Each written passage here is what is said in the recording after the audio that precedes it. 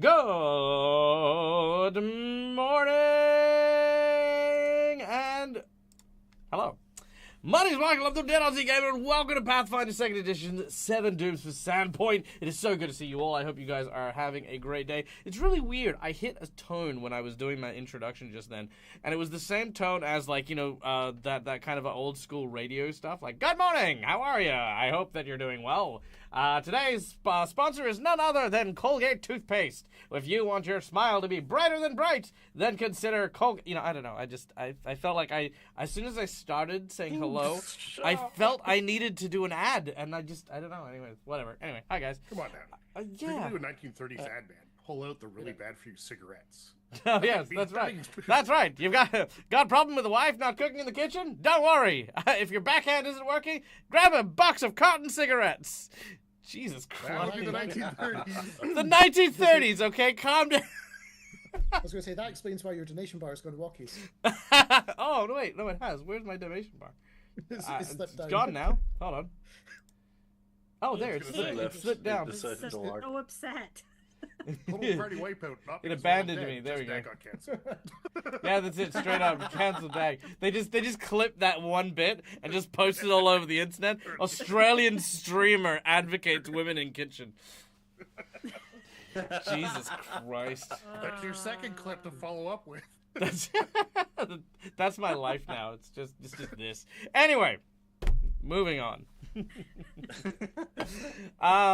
Welcome in. I hope you guys are having a great time. We do have some sponsors, so I am actually going to advertise real quick. We do have a couple of people who help keep the lights on here at the Dead Aussie Gamer channel. They are none other than Fantasy Grounds for our VTT of choice, which you can see behind me. All of our maps, the tokens, all of that cool stuff.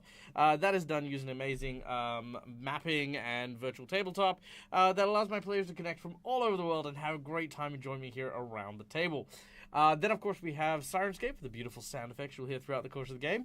All of my atmospheric pieces and all the cool stuff that helps immerse my players comes courtesy of that bit of soundboarding kit. So go check that out. They are also absolutely incredible. And they're Australian as well, which always makes me happy. Then, of course, we have Hero Forge for the wonderful artwork you can see here. All the character tokens are made using Hero Forge, which is an incredible 3D model making software that allows you to design, create, and bring to life your very own characters and have them shipped anywhere in the world to you. For those of you who have been following the whole Darlington Press fiasco, the resolution has been that it is now released. We have access to simians, fungal creatures, and with a grand return, frog people are now available on Hero Forge. So go check them out. They're really, really cool. Yeah, I actually, you know what? Until the Darlington Press problem, I actually completely forgot that they already had frog people free to use, then removed them from the store, and then brought them back in at a cost, you know, with this whole Darlington Press nonsense. And I was like, oh yeah, dicks. But that's just me. You know, there's also octopus people. Just saying, the code has it. They have illithids, proper illithids, you know. They're there, you know. People like me, they remember. They're in our minds. Octodad was the whole thing. Who remembers that game? Do you remember that game? Octodad? Yeah. Octodad. That was it. So there it is. Anyway, so yeah, those are our sponsors. Now, as always, we are doing a storytelling game that is a collaborative effort of these wonderful people embarking on an adventure made by the lovely folks over at Paizo. And as such, I want to invite my players to tell us about the characters they're playing as the vehicles to drive our narrative and our story. Let's start with none other than Cinderiel, who is played by our dear friend Schoolie. Yes, the still young and severely, at this point, emotionally traumatized worshipper of Sirenray, who's gone on so many journeys to the point where she is probably severely questioning her life choices. To the point where when she got back from the crossover, all she wanted was peace and quiet and hold on to something solid and stable, and that kind of disappeared.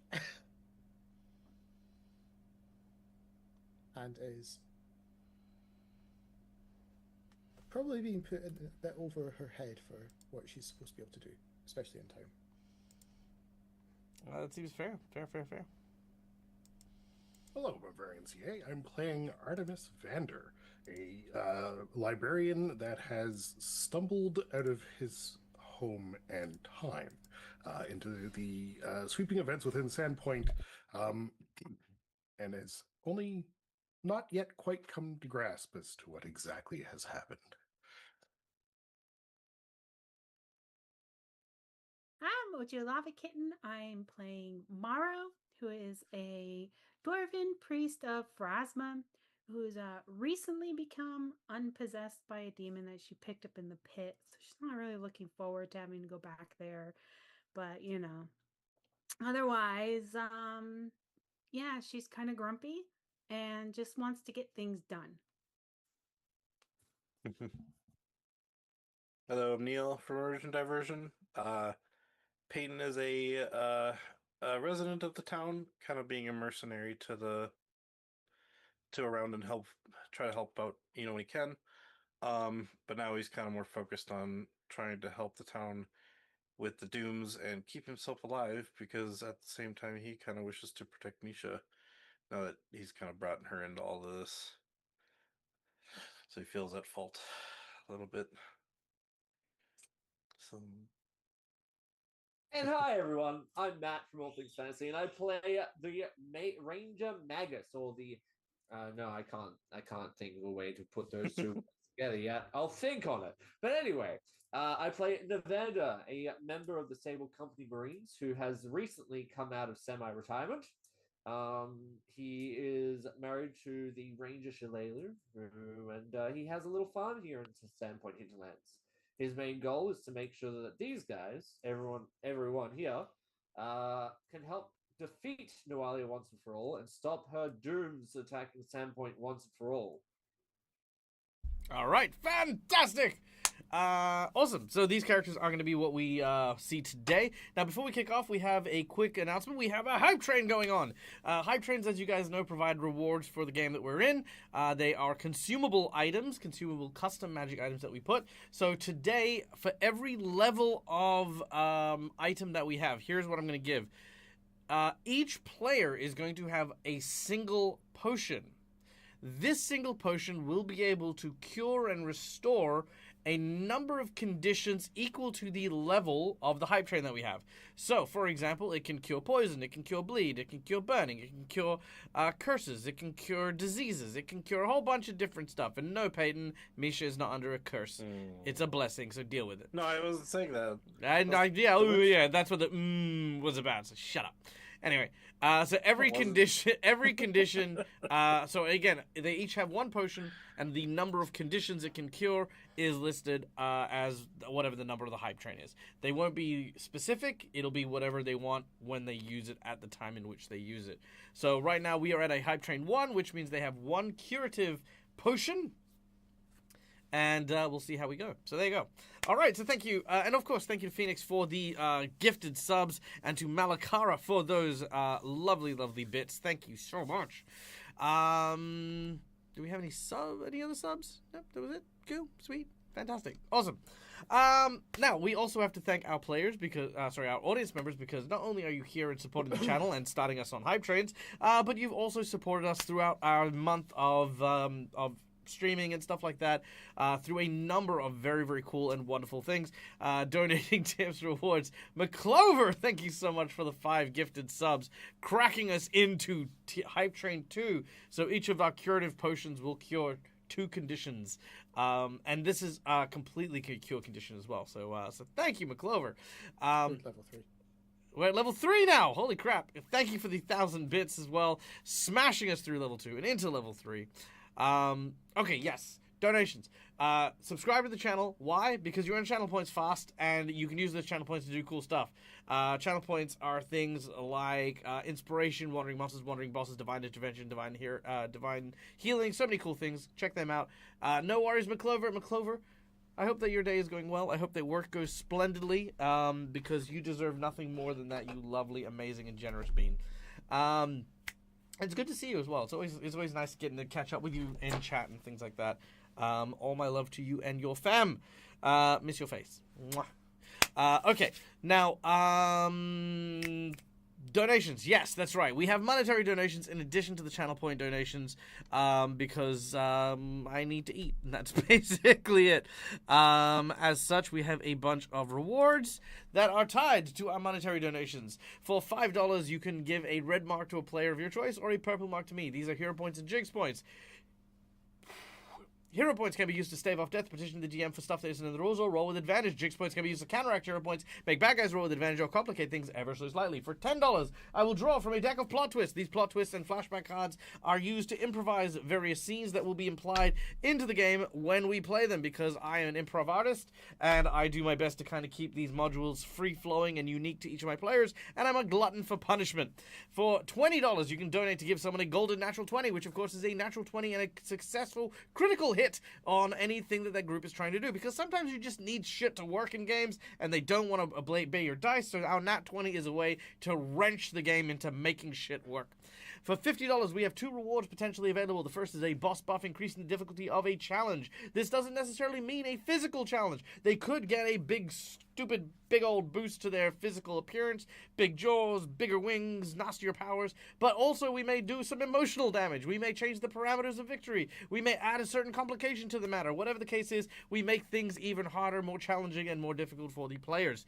Then, of course, the other reward for the $50 donation is a draw from the Harrow deck, a fortune-telling deck that is filled with a bunch of really, really cool cards that are themed after the Pathfinder Harrow. After selecting a card, our players will be given a prophecy, and if within 3 games they fulfill that prophecy, they will receive a boon, a magic item, or a secret fighting art from the creature within the card. In addition, for those 3 games, a statistic that is listed on the card will be provided as a D4 bonus on any skill check or feature made for that particular check.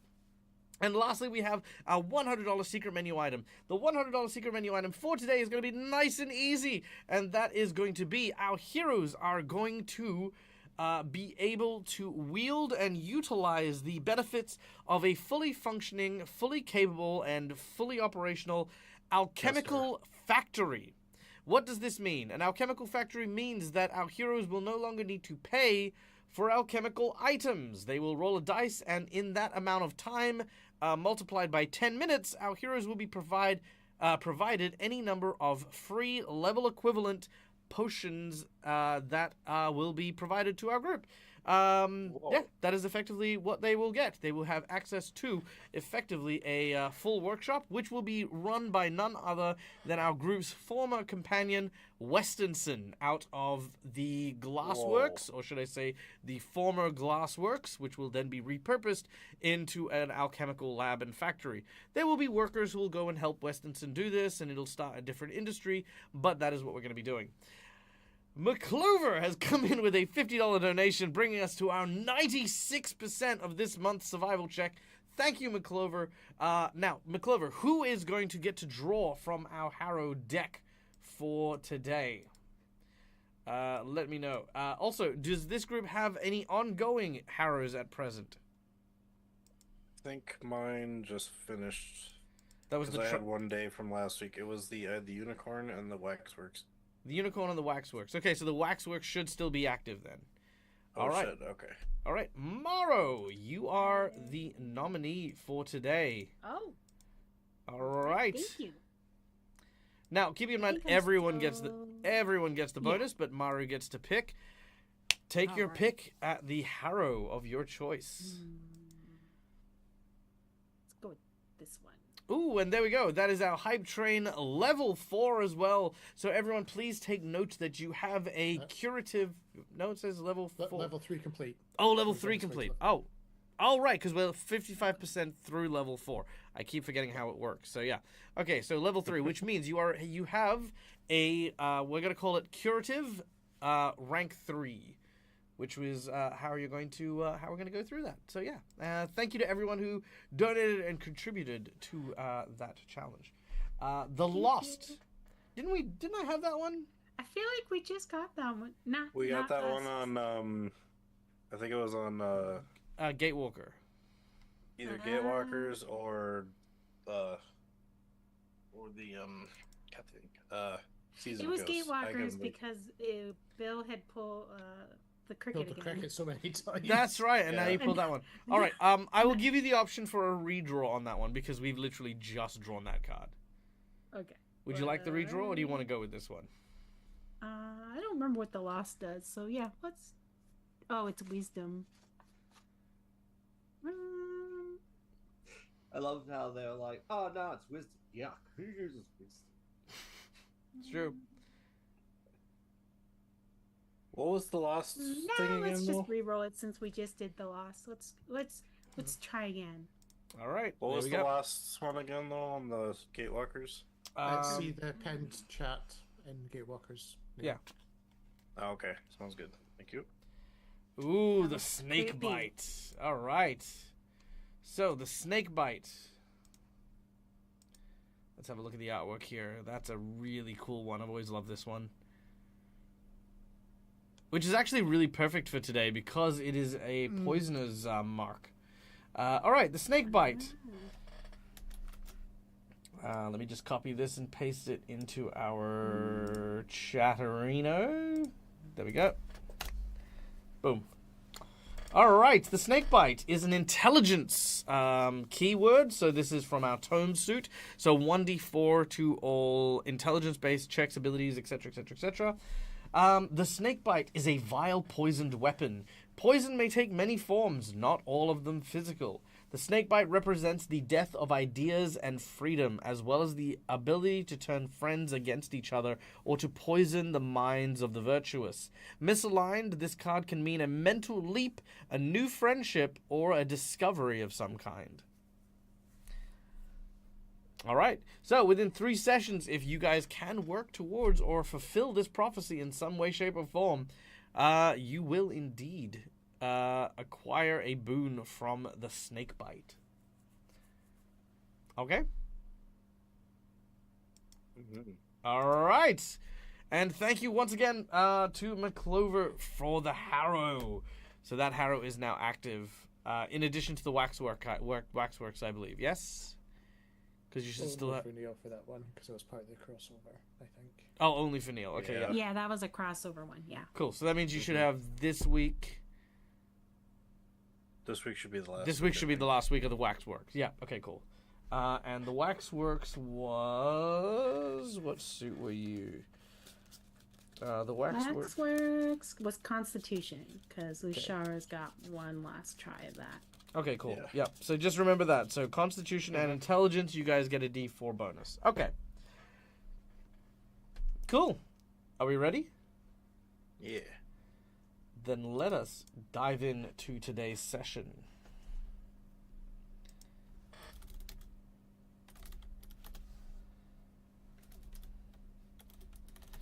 All right. Set some mood music.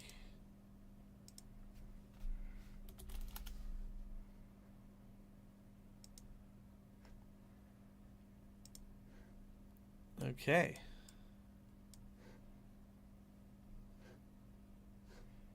So, when last we left our adventurers, the town of Sandpoint was afflicted by a virulent poison that spread rapidly through the water. Many people began to feel sick and ill. Our heroes managed to go visit a small former goblin stronghold named Thistletop to find a flower, the blue spider lily, which they gathered in mass, brought back to the town's local apothecary, a man by the name of Aldva Potica, and made a cure to distribute amongst the town.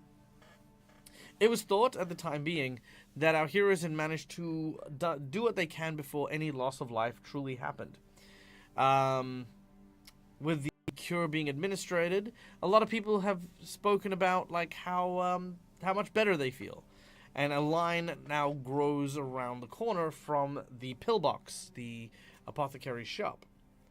To go in and check on how things were going, our heroes gathered together along with their newfound comrade Artemis, a strange man who sort of appeared out of nowhere and told them that their priest was going to be accused of murdering another priest, which also happened as Father Xantus was arrested for under suspicions of the murder of Reagan, the Abdaran cleric. So that's also happening elsewhere. Yes, Artemis has joined you, but he is a very mysterious character who knows things that people shouldn't really know. But of course, matters at hand. To make sure that the poison is dealt with, our heroes have gathered back around the pillbox, but have found something unusual. In the back alley behind the apothecary, there's several bags of blue spider lilies, none of which seem to have been touched in any way, shape, or form. They just lie discarded in the streets. And yet, the curative is being doled out by the bottleful to any who has come by. Seemingly at no cost either. Wait a second, that's suspicious. And it is here, it is now here that we begin our adventure. Okay.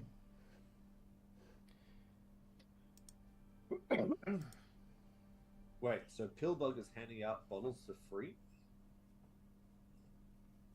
As far as you can tell. Maybe he's... Why wouldn't they? If the town was poisoned. He's never been a he's never been a what's the word? Alvar is Alvar's well liked. He's not been altruistic, but he's also not been very he's not capitalistic, you know what I mean? Like he's not overly stingy or anything like that. I mean, a citywide epidemic might, he's got nothing to gain off charging people for things that'll allow him to continue his business. However, if it was between him and Misha to charge, I would expect him to charge for this. Oh yeah, no, he probably would, but again, there's what I'm saying is it's a little harsh to assume that he would that he wouldn't give things for free. Misha was actually helping him at one point in here, so yeah, Misha is in the store helping out as well. Yeah.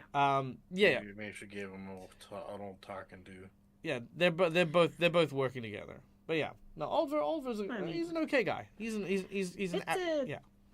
it's a town-wide suffering, so I would expect that he wouldn't charge for something like that. Versus it's flu season. I mean, I don't know about you guys, but in Australia we get free flu shots. Yeah, go ahead and rub it in, why don't you? Okay. Thanks. Thanks for the reminder. We needed that. Anyway. Nevada's gonna go pick up the bags of blue spider lily. Yep, you head out of the back and there's a raccoon in the dumpster. It hisses at you. Oh, shush you. It runs away. It swears bloody vengeance and runs away. I'm not wearing a yellow hat. I'm gonna pick up the blue spider lily and take it around the front and go, hey, someone's dropped off another supply.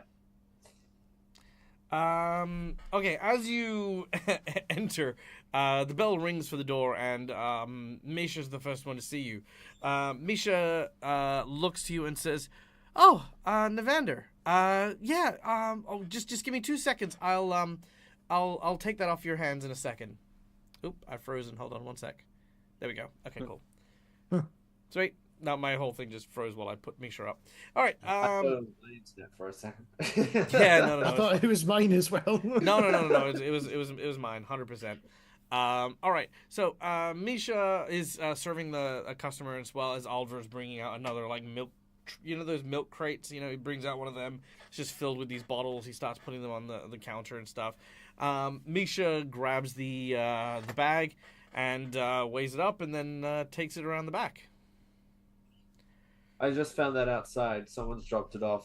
Did no one tell you? No one said anything? No one said anything at all. Here, I'll just go quickly drop this off. Alvar, who is this gentleman here?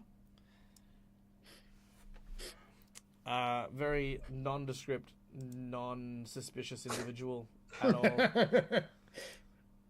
I don't know why that came up, but sure. That's his Friday night outfit. Yeah. Anyway, let's see. I kind of like this one because it looks a lot less sinister, so I'm gonna go with this.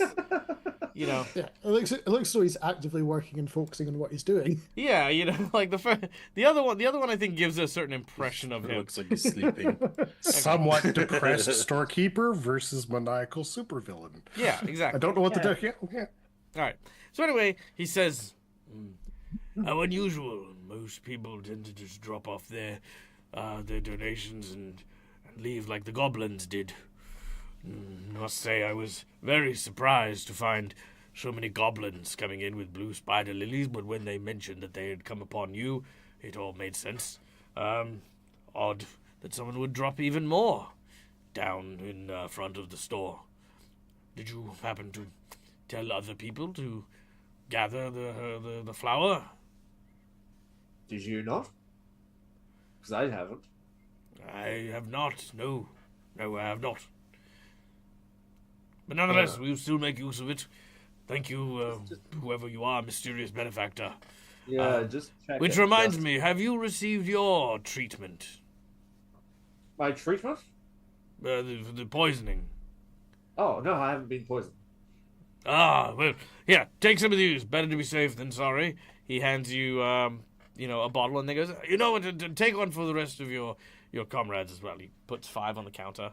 Oh, thank you. Amanda will put 10 silver on the table. Oh, no, please, no. By all means, people who should pay the least is you lot. The only people I'm going to be charging are those damn Scarnetti. They can afford. Very well. Yeah, I'm happy with that. They can afford to bear the brunt of some financial strife. Contribute to the town in some actual meaningful way for once in their lives. Yeah, exactly. Instead of just talking, they actually have to. Yeah, all right. Yeah, I'm happy with that. Mm-hmm. Great. Do you need any help around here? Well, no, we're doing quite well. I mean, if I had a bigger shop, it'd be nice, but what are the odds of that? Nonetheless, I'll just keep doing my work. Thank you. Oh, you're welcome. Next! Ding, ding, ding. The person comes in, and they continue. And Evander will pick up the potions and head back out. Yep. All right, you head out. Are you still standing here? How'd it go? I'm actually surprised you're all still standing here. Everything's fine. Everything's still being worked in place. I got a antidote for each one of you. Here you go. Cute. Okay. Ugh. Right. Where should we begin our investigation to track down where this poison came from so they don't do it again? You know that the well was the central point of what was poisoned. Who poisoned the well? And not just so. When I say the central point, it was the central point. But there were also rain barrels that were also contaminated that had to be thrown away. Okay. Maybe we'll find some kind of clue by there for those. The well Yeah. and the barrels. Well, it sounds like the barrels have all been disposed of, so I guess the well. See if there's anything there. We could still check nearby where the barrels were in case we find any kind of clue. I don't know. Sure. You begin to head back to the center of town towards the well. As you do so, you do notice a few of the rain barrels. They are now empty. As you investigate them, there doesn't seem to be anything left behind. No residues, no nothing. Because, again, they've been thoroughly emptied and cleaned. When you went to the... when you go to the well, let's make a perception check as you begin to scout the area.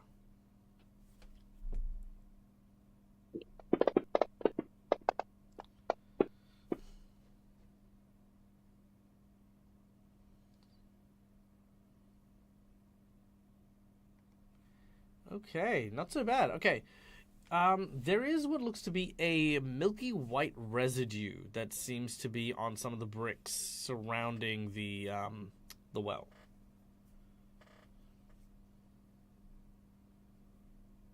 Interesting. Don't look at Levander. Don't look at.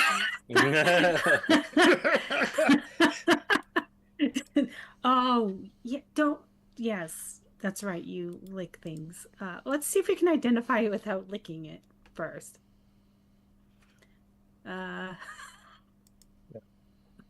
really don't want to put my tongue on that. Can someone please help identify if it's magic or not? I will. I mean,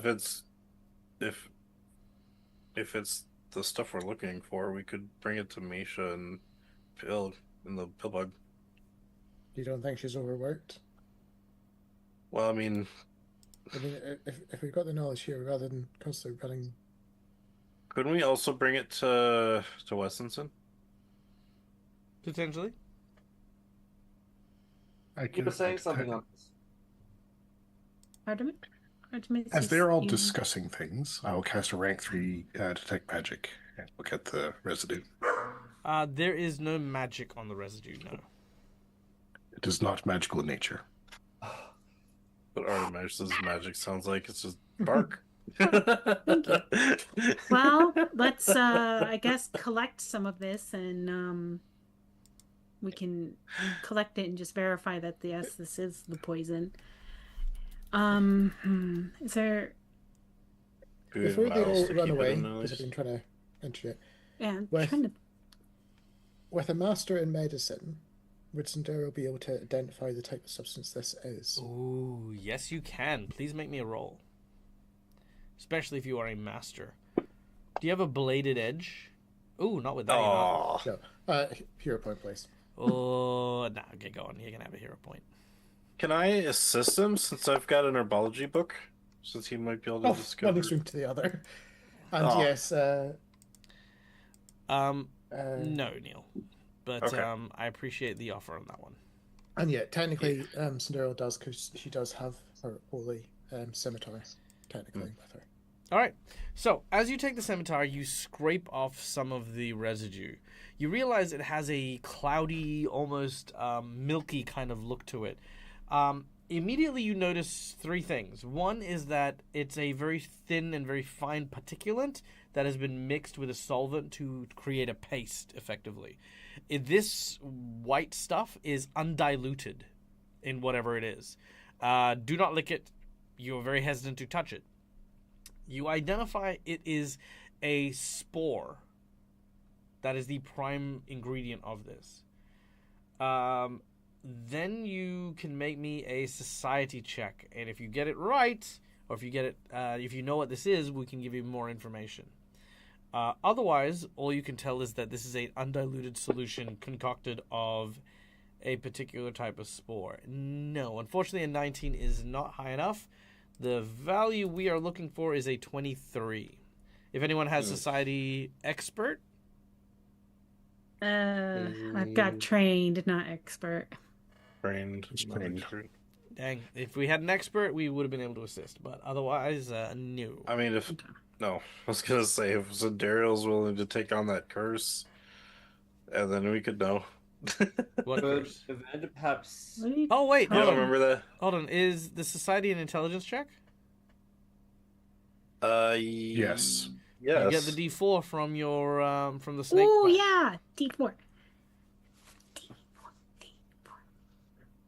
Yeah. Do you not remember the exploding curse or the exploding cloth curse 22. Was that it? clothing?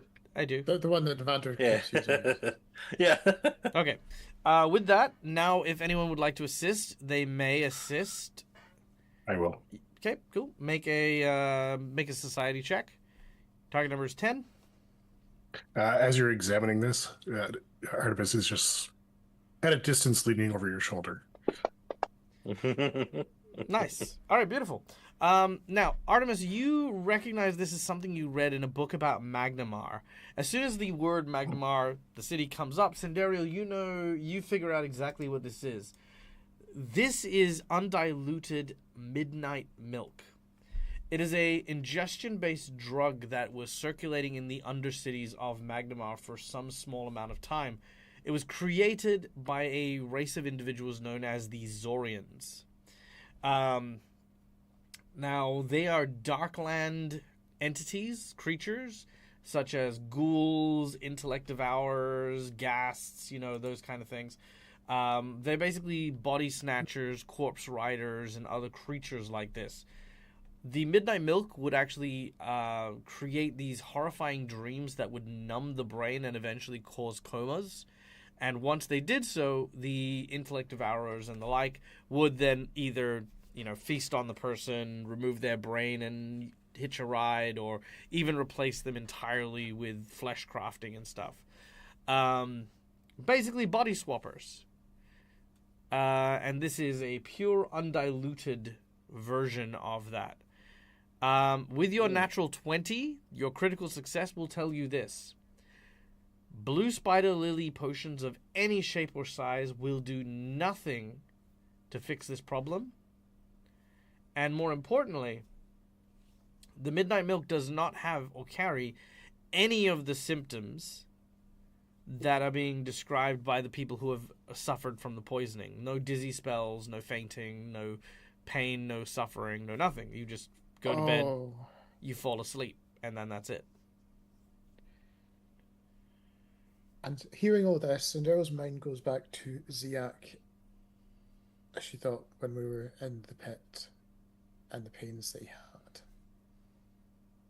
Because we had a clone Ziak that got taken over, and this is starting to ring so many bells to her.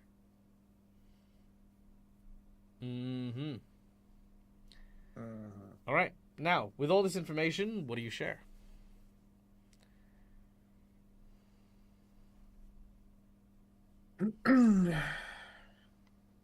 Well, trying to remember. All right. Well, I'm moving to Magnamar. Goodbye, everyone. Yeah, it feels safer out there. Well, this is obviously not something that's causes most of the stuff that we're being told about, but it does make me remember, and Peyton, you'll remember our good friend Ziak, or you remember his clone that lost his mind? Yeah, the one that attacked us. Yes, and remember leading up to that attack, you started complaining about extreme headaches and dizziness. Yeah, this is more something to try to numb that process so the person doesn't notice as much before they potentially get taken over. Oh.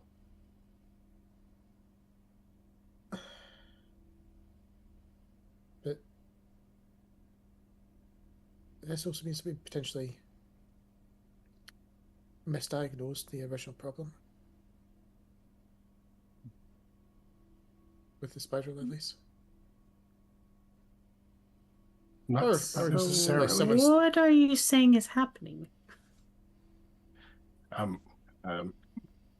Just to compound on this, if, say, for example, one of your friends was cloned and was being administered the stuff to help mitigate the cloning effects, would you happen to have another friend who is a proficient alchemist who may have also been cloned and may be using the stuff to mitigate the symptoms that could potentially manufacture the poison with the effects that we're seeing?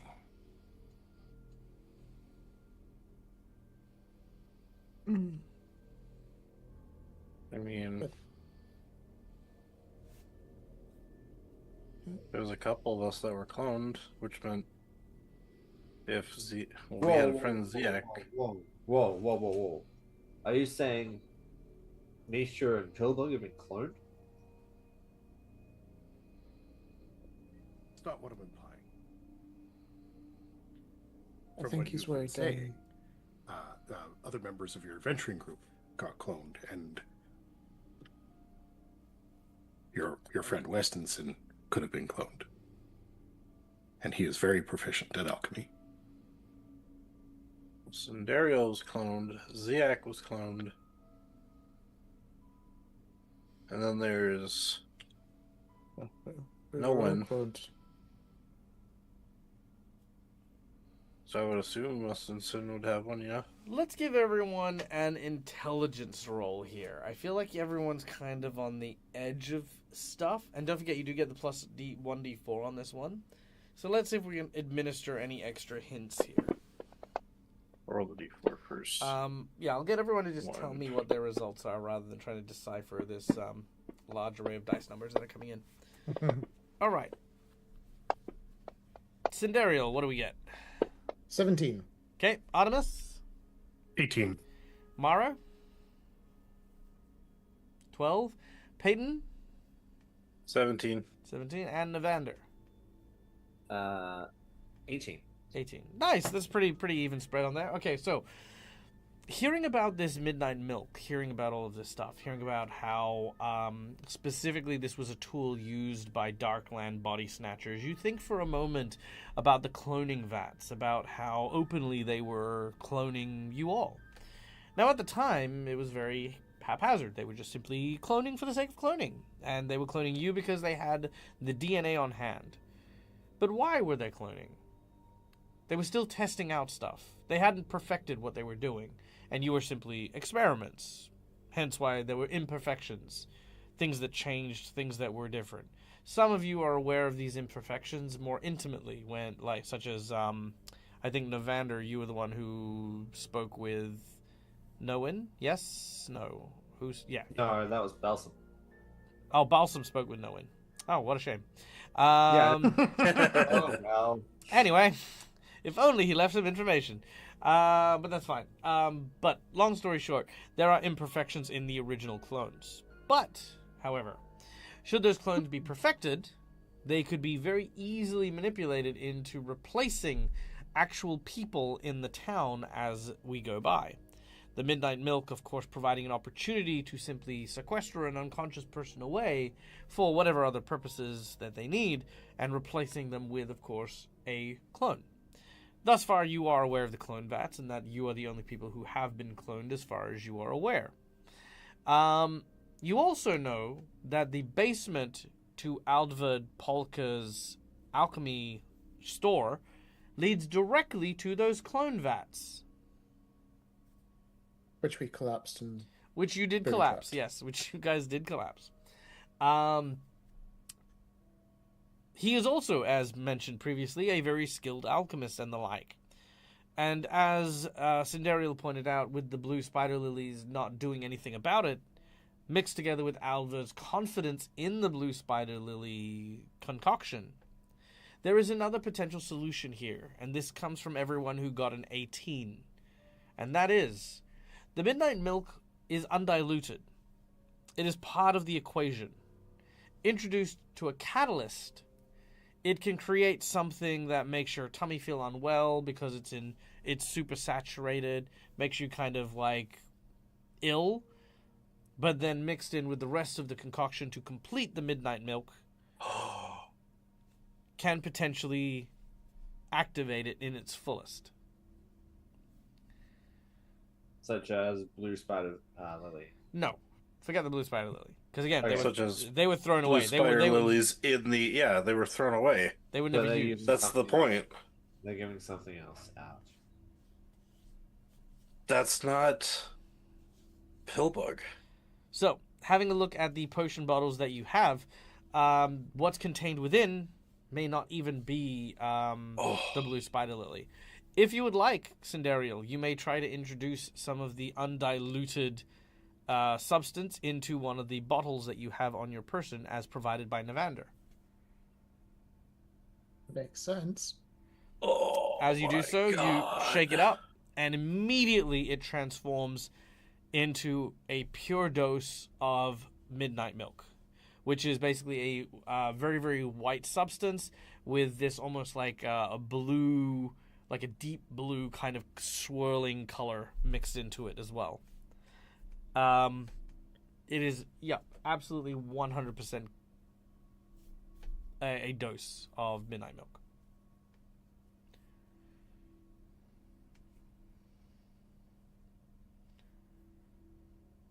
Evander swears. A woman who is walking past you in the middle of the streets blocks her child's ears. It's like, Evander, there are children present. Sandero's just doing a goldfish impression as she's slowly processing it. Yeah. I feel like she's going to look at Peyton and say, with Misha actually in the shop, is she involved? We're about to find out. Get some more of that substance. There's very little of it. Like I said, it's residue, not... Or residue. Yeah, Okay. So, like whatever dripped from whatever bottle that's been poured into the well, splashed onto some of the bricks, and it's just scraping those drops after they've dried out in the sun. There's, like I said, very minimal amounts of this stuff. Any chance there might be some more of that residue at the barrels, where the barrels were? No, as I mentioned, the On barrels the ground? the barrels Okay. were very thoroughly clean. Like, if a rain barrel, Okay. like, unlike a well, you can't really clean... I thought there might have been, like, if there was some on the ground or something, maybe, but... No. But no, I guess, yeah. Okay. Yeah. Alright. Cinderella, is there any chance you can scrape any more of that off? Tendero Is there gives you any the left? same answer I just gave you, Neil. Okay, I'm Yeah. sorry. What are you doing? You think I'm that trying to you... roleplay it. Yeah, sure. Okay, yeah. You think Sandero would have actually left anything on the well so it could be reopened?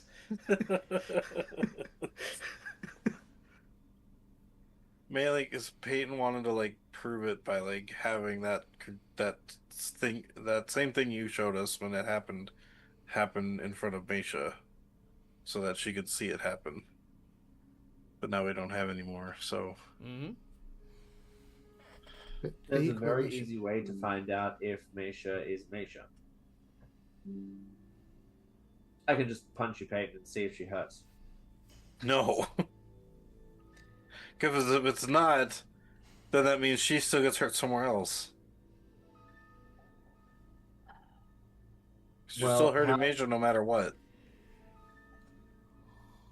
Well, if you think about it, right, I'm not actually hitting Meisha, I'm hitting you. Yes, but she'll feel it. Yes. The same And vice versa. If she reacts, then we know it's Meisha in that room. If she doesn't react, then we know it's not Meisha. And Fine, but if this doesn't make her react, then you gotta apologize to Meisha later. Because she'll feel it If she does wherever react, she then is. I'm going to apologize? Or if she doesn't? Yes, well, no matter what. If she reacts, she'll know because you punched me. And she'll, I don't know. I mean, anyway.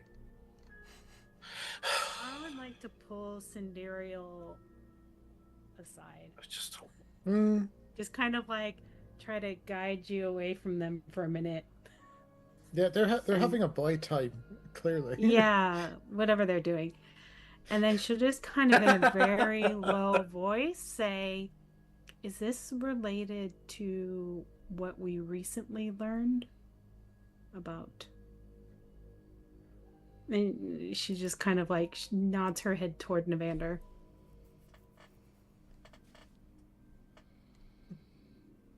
Oh boy. This, if it's connected, then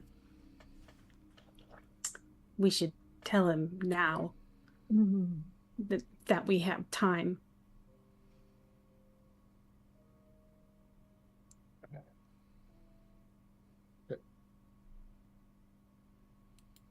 That might distract him. Maybe when this is done. And the immediate problem is dealt with.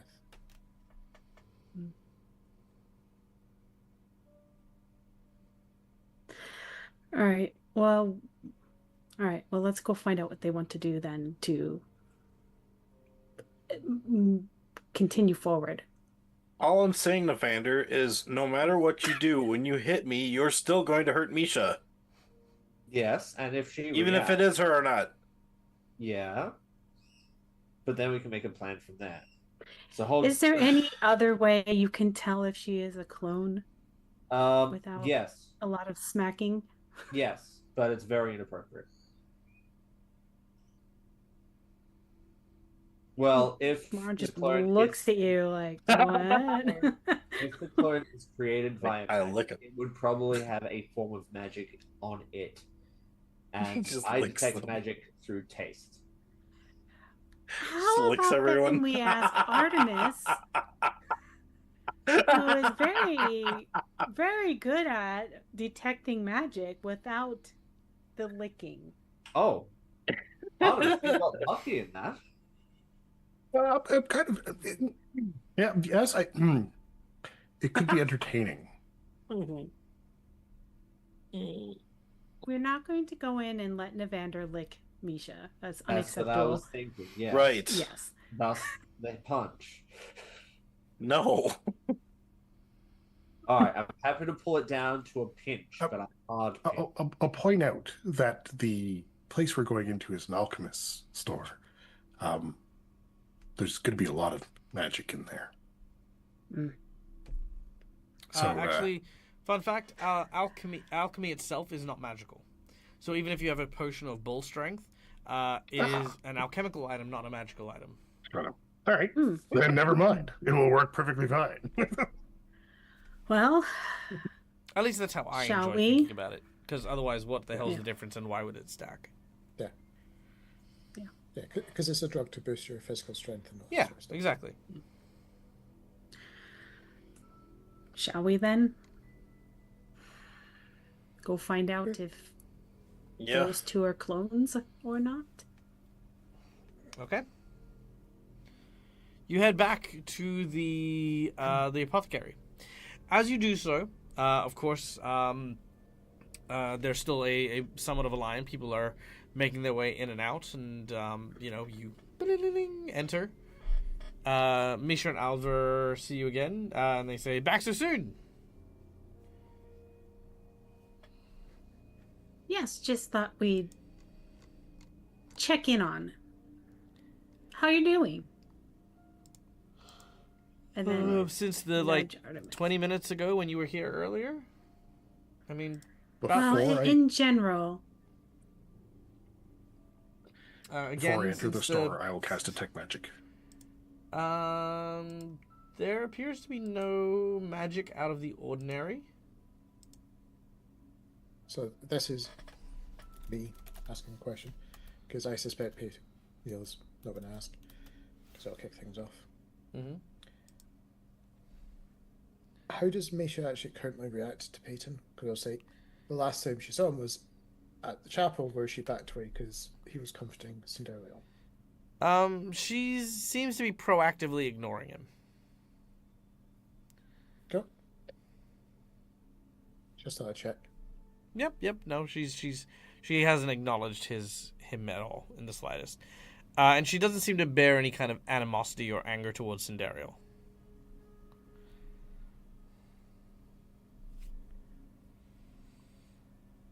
Maro No, I don't looking at see Artemis? I don't see anything out of the ordinary.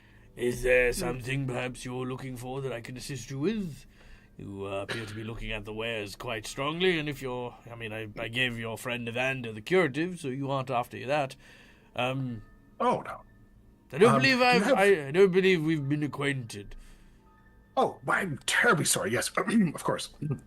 Artemis, put my hand out to shake. He does not shake your hand. He kind of looks at it like it's a gross thing you've put in front of him. He says, Ulva Ponica, I'm sure you have been shown around town by your comrades. Yes, Novander's quite good at knowing his way around town. Well, you stop by the temple and a tavern. A couple stores, yes. Quite right. Is there something I can help you purchase, perhaps? Well, yeah. I was so I'm an avid partaker in. I hold up a pipe. Ah, yes. Yes. No, I've got some very good pipe weed. Who's yes, messaging me in perfect. Zoom despite me telling people not to Oh, do so? right. Sorry. Oh, it's the person who immediately gave himself away. The person whose poker face is quite crap. We do it on Edward's channel all the time. Well, We do almost- I look like fucking I'm Edward? sorry. Ugh. Anyway, I turn to Vanner and I just say, Well, I was in the Alright, middle of a alright, let's do conversation before you rudely interrupted with your message and then I- started role-playing over me to hide your shame. I didn't. I keep forgetting it does that because It's I don't fine, hear Neil. it. And Neil, it's okay. It's fine. I know. I'm in the middle of a conversation with John, though. Can I continue it? Sorry, I know. Yeah. Thank you. Is there something perhaps I can help you with, Artemis? Yes, I would be looking for perhaps the selections of your pipe weed would be great. Yes, no, we have some good pipe weed, in fact. Yes. Quite a large selection. It's out the back, though. Let me go get it. I don't keep it out the front because we have some little fuckheads who like to try and pinch it. And Yes, I think I'm familiar with one of them. he heads out the back very quickly, leaving only Misha at the front of the store. I turn to Evander when he's gone. Yeah, she's not magical. Oh, that's fucking rude. She says, "I think I'm pretty magical, but you know what? Like, what's that to you, buddy?" And she like just walks off, just like throws her book down. No, I'm joking. She doesn't do that. At this, all right, that's fine. I was gonna pinch Peyton. Oh, you gonna pinch Peyton? You can pinch Peyton. Peyton, do you resist? Nope. Okay, you get pinched. But that is a good story, but is it the right story? Depends. Oh, where does he pinch me first? It all Bicep. matters. Bicep. You gonna punch me in the bicep Or pinch. No. or pinch me? Hold on, I let meant me- pinch. Sorry, I was. Okay, let me process this real quick. I will let you guys know this. I have not decided that this Misha is a clone. Right? I have not. That's not a thing. I am going to leave it up to the audience. Oh, nice. Oh. Do you Audience- want it as a poll? Yes, please. Audience members, is Misha, the current one working with Aldva to try and find the cure, is she a clone or is it the original Misha? Now, presently, the story, as I have written it and I've created it, this Misha is the original one. I've had no reason and no rhyme to have had her shifted or modified. However, there has been opportunities where that could happen. I think there is something to be said about it happening and the story that unfolds there, but then also there is equal a good story to be told if she wasn't cloned.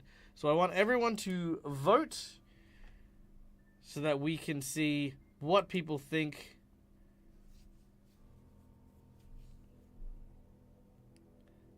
The more people that vote, the better. And my players can vote too. I was gonna say I'm not voting on this because that'll. You can vote too. Yeah, I'm good.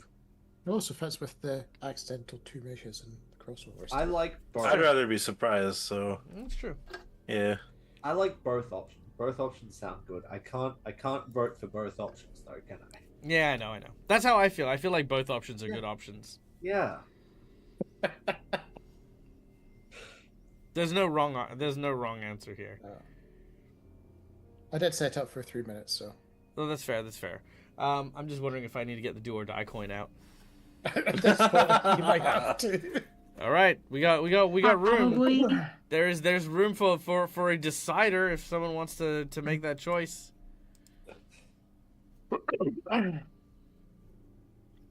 Vote, everybody. Mm-hmm. All right. Oh, okay. Here we go. One of the answers is taking the lead. By quite a margin. All right. We're about halfway, but I feel as though that might be enough time having passed. Because we don't seem to be going up or down. All right. All right, unless there is a sudden change. Navander, you reach over and grab hold of Peyton's bicep. And you apply pressure, pinching. Oh, just refresh your browser, Steve. Is Meisha a clone or is she the original Meisha? That is the vote. As you pinch Peyton's bicep, the power of the ring that connects the pain sensors between Peyton and Misha does not seem to do anything to the Meisha in front of you.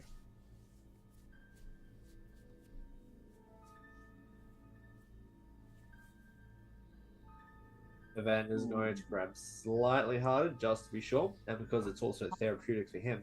And then he's going to let go. Again, there's no reaction. Fingernails. So Misha looks over and asks if Navander and Peyton are okay. No, they aren't. No, at least I know I'm not. It's been... Thank you, Misha. I'm going to take them. Okay, well, you're welcome, but, I think you guys need to maybe de-stress a little bit. Here, take this. She begins to grab a few ingredients and put it in a bag and hands it to you. Thanks, Misha. I'll take it before I go to sleep. Yes, please do. Hot water. It's just chamomile tea. Thank you. Navanda will leave. All right, Navanda leaves. Peyton follows. Peyton leaves. I wait for my pipe tobacco. He comes out with a tray with about 5 rows of different types of tobacco. Basically, he pushes on a thing and it pops out like a little cube that you can use. One cube can be sort of pulled out almost like string almost, and you can get up to about maybe 10 uses of it. There are different flavors and different strengths. That's cool. I'll pick up a selection. Very well. He offers you a selection. You pay for it. He thanks you for your business.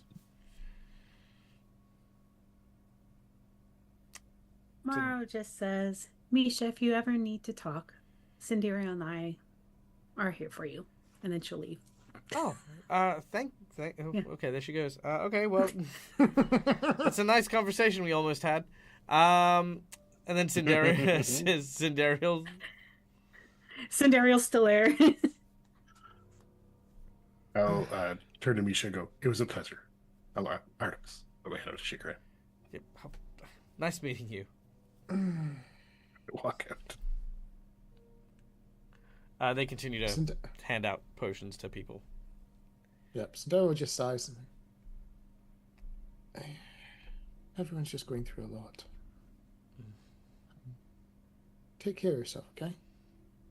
Yeah, you too. Everyone seems a little odd today. A lot's happened today. Oh, I heard. I hope everything's okay with Father Xantus. I heard that Baylor picked him up. Rumors on the street are that he hurt someone.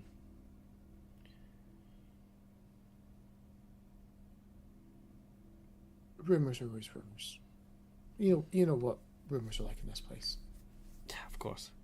I mean, all the rumors about Peyton alone. That's true. Yeah.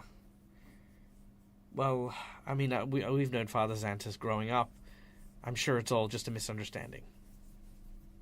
Yes. Yes, he would never hurt someone for the time. Misha, I could really use a hand here. There's still quite a number of people who are helping us. Oh, yeah, sorry, coming right. Oh, sorry, I have to... There's obviously an epidemic of poisonings that we are dealing with. Yeah, let us know if you actually want us to deliver them to those that maybe can't actually come here. Oh, that's sure actually some that's chocolate actually could not a actually terrible help idea. She hands you like a small crate and says, "Here." She hands a small list of people to hand it to. This would be a great help. I was thinking about them and they hadn't come by yet. And then yes, well, yeah. we'll do the rounds. Nice. She says thank you and carries on, as does Alva. Yep, and Daryl's got a key list of key people that might potentially be about to be taken over now. Okay, you guys go into the streets. I just itched my arm where he pinched me. Just because. Oh, get over it. It was just a pinch. You've been through worse. But importantly, we know that that is not her. That's not Felicia. Mm-hmm.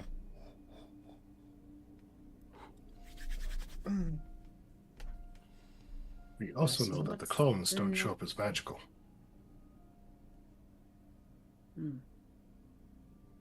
What's the next step?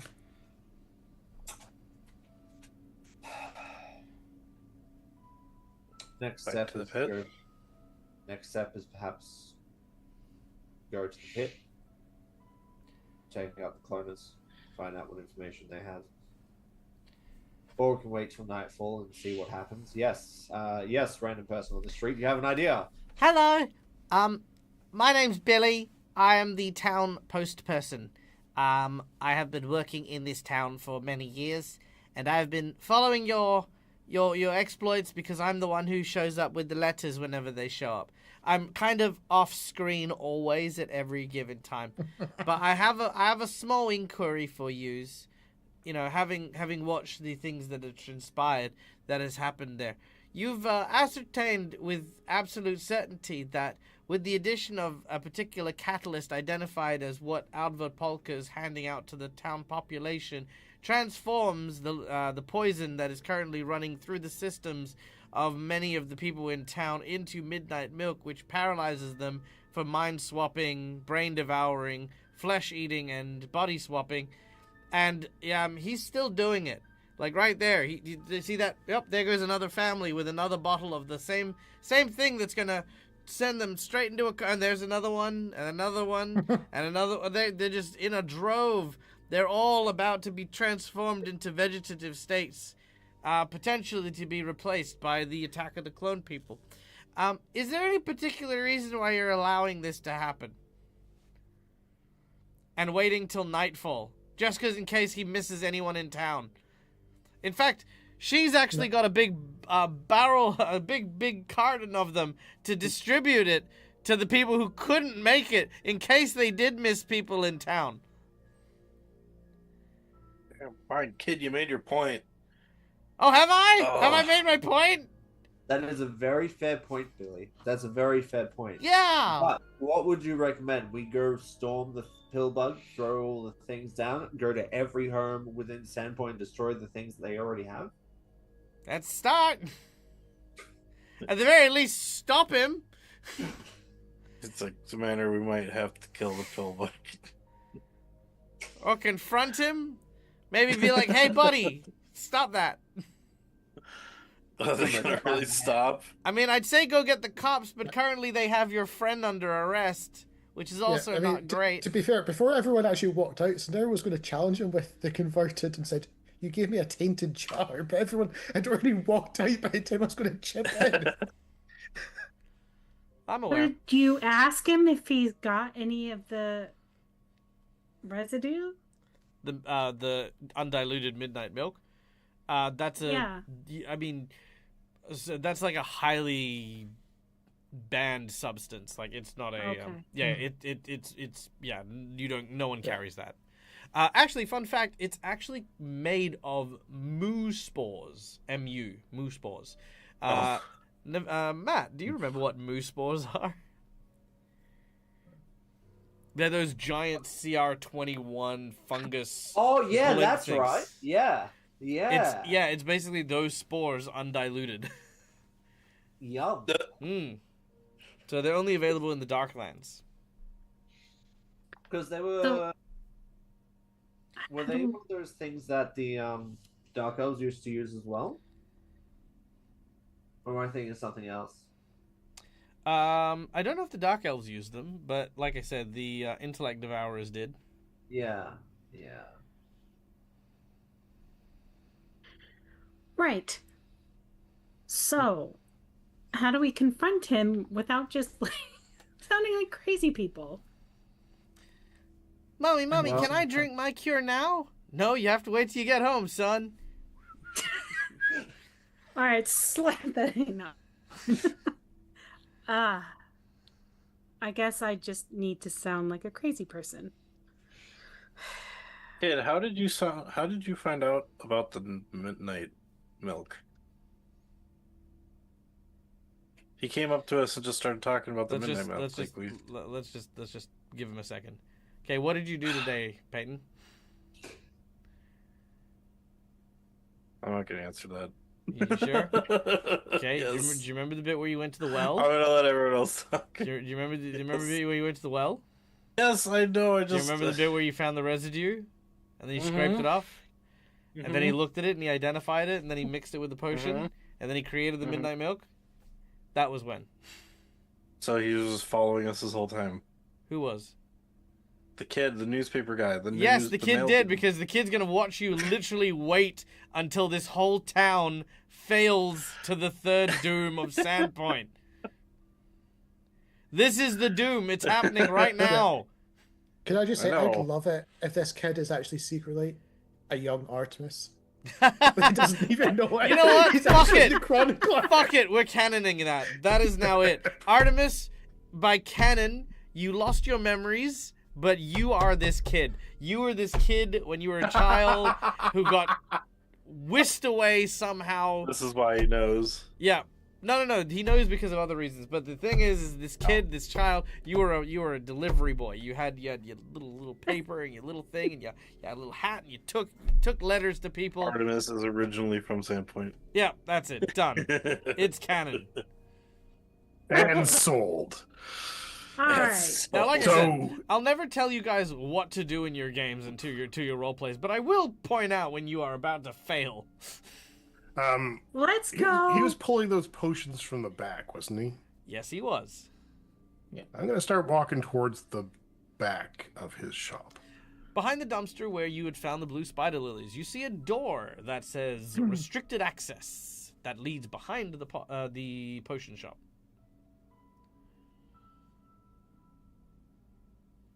I test the door to see if it's locked. It is locked.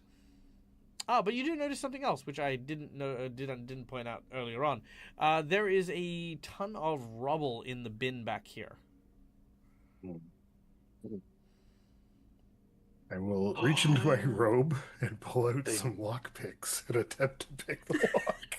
Make a thievery Do you check. need some help with that, sir? I'm probably going to need some help. I definitely need help. Okay. Mara will come and help you pick the lock. These lockpicks look pristine. They've been polished. A little too polished. Yes. And then they break Yes. easy. They're very well kept. Let me assist I don't you with have that. to do this very often. I'm using Understandable. glass to Why pick this. would you need to be breaking into places regularly? 23. 23. That is a success. You managed to crack open the door. You are now in the back hall of the back part of the workshop. You can see that there's a number of alchemical things going on here, bubbling pots and large copper devices that seem to be dripping, and crate after crate of alchemical bottles. Now, here you can actually see the bottles already prepared. Though there is still brewing happening, it has nothing to do with creating the cures. The cures are already made, if that makes sense, and enough stock to fill the town's orders and stuff. That is what you can see here. Plus, there is, of course, the trap door that leads, as the others know, leads down to the pit. Eventually. Scenario. Is there like a neutralizing agent that we could use to add to this process? Would Cinderio know that, potentially with a medicine roll? You would need to make a craft check with alchemy in mind. I'm not trained in crafting, so I'm guessing no. No, probably not. I'm trained in crafting, but I'm in the back with Artemis. I actually kind of would like to see if I can find any evidence of of the undiluted midnight milk. See if they have any somewhere or residue somewhere. Sure. Make a perception check as you begin to search around the workshop. Okay. 32. Yeah, you actually do find, specifically you find a small, ivory case. When you open it up, inside set into three black satin, sort of like little, like kind of cushiony alcove type things. You see 2 emptied bottles and one that is partially full. I'm going to take that bottle. Okay. And look at Artemis. I think this is what we're looking for as proof. I would like to point out that it's proof that you have it. True. Especially with your fingerprints all over it. They don't have fingerprint dust. I'm just. We already determined that, but yeah. We don't have anything indicating that we got it from here because we just broke in. Well, I just meant we were going to go confront them, not get them arrested. Oh. But I will follow you if you have a better idea. I was going to light it on fire. The shop. Yeah. No, we might want to consult the others before we just start burning things. Oh, I wasn't just going to do that. That was going to be my suggestion that we just just arson. All right, I'll put this back where I just found it. We'll go inform the others of what we found, and let's formulate the next step. So I was just going to go beat them up, but we have differing ideas.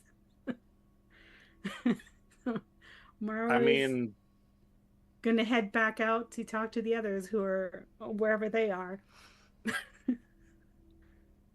Fire might scare people from taking the potion, though. That's a good thing, Peyton. Mm-hmm. I know. I mean, if Artemis does set the fire, it might scare people from taking. Well, then we're also burning down the evidence of who was involved in this, because I did find that there is remnants still of midnight milk in the back with the cure. Oh. So I don't know what you want to do next. Do we confront him and stop all of this, or do we run and get the constable? I'm not sure. No, there is a little twitch with Cinderella as she says this, as she looks towards Artemis. You would potentially know how to make a safe area that might be able to preserve evidence while the rest of the place burns. That when everyone comes to investigate the destruction, that is still there. Again, we wouldn't have evidence to pin on them. Listen. I think Cinderella is asking if you can keep the lab intact so that evidence can be found by the constable. Okay, take it. Effectively, have a fire safe where that vial could actually be found by the constables. Not precisely, but I had a really stupid idea. Why don't I can create a temporary space that we can go into and come out of if we brought the constable here, and then we could come out when they're making the material. You can do that? Yes. Also, they're not making the material. Like I said, they've got a stockpile. It's already they got a stockpile made. of it. Yeah. Yeah. What if we brought... So there's no catching them in the act. There's only displaying the evidence of this curative and the illegal substance. But so we have enough of the material needed to act as a catalyst that you could prove ill intent by mixing that catalyst in with potions that have already been distributed. Yes, there's enough to do that, yes. And plenty of samples on us now. Yes, that's what I was wondering. Should we go and confront them? Well, we would need some form of law enforcement here. Oregon. Right. Yes. Well, Well, we actually do have law enforcement here. Our friend Evander do? just took a job to protect this region. Ooh, I was there when he took it. really? do you have the official badge? Badge? Like I a don't like What a do you take me for? Some common police officer? No, I'm a member of the No. Marines. Don't you have some sort of insignia that you would have as being a member of Oh, you mean this one? corps? He pulls away like the He's Yes. got like 30 badges. no, Well, pick one. Like a sash from the scouts just lined with Like a all... Boy Scout, a Save Just the Marines. Superman. Boy Da, Scout. da, da, da, da, Yeah, da, pretty da, much. Plays on the breastplate is the insignia. As for Save a Marine. Okay. What are we doing? We need them to stop delivering this. We need everyone to not drink what they have. We have So- some proof in the back. Do some of us stay here and some of us fetch the constable? What are we doing? Is there supply in the back here, Michael? Yeah, that's where you Yeah. are. That's where you find it. Yeah. Okay. There's then... stock back there as well as some leftover midnight milk, undiluted. It was hidden by the way, to be clear. Yes. Yeah. Hidden. Evander So- is Venice Cup. We can Uh, stop the dissemination. You hear some footsteps coming towards you guys from the front of the store. Are we taking hostage? What are we doing? Taking those ready? hostage. If I'm. whatever we're doing, we need to do it quietly, so we don't panic the people out front initially. Can we just go back out the door? Like where we came out to get in here? 5, 4, That's what the 3, Vander's doing. Hi. 2. Stealthing out the door, yeah. All right, you two run out the door. Yes, out the door. Out the door. Artemis, make a stealth check. Sindariel. Sandero will aim for the Perfect. Oh basement. no. Sindariel will what? Go for that basement entrance. Okay, cool. Make an athletics check. No, that'll go well. I'm...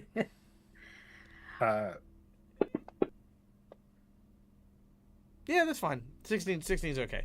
You race down and you open up the secret door and you race down and close it behind you. Artemis, you When the door opens and I realize that I failed the check, a clock pattern appears on the floor and the hands go back. Oh. I'm going to use turn back the clock. Allow me to Nice. re-roll with a +2 circumstance bonus. All right, let's do it. Because I see how events already played out. Yep. So the way that events played out is Misha comes in, sees you, screams, and then we rewind time and you go back. That's not right. All right. I was like, shit, I did it wrong. Instead of hiding behind the table where Misha has to pick up these things, and she picks up the things and sees your face, you make your way around the other side of the lab, like the copper equipment and stuff like that, and you wedge yourself in.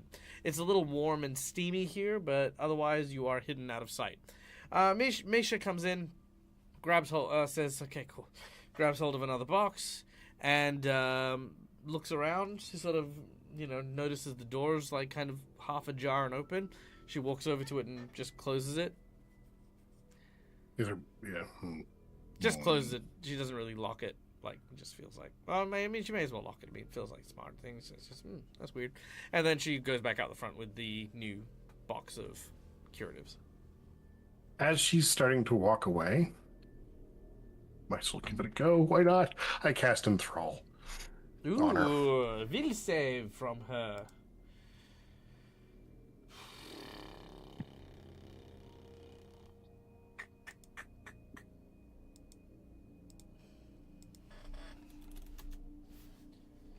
Local herbalist. Will save, will save, will save.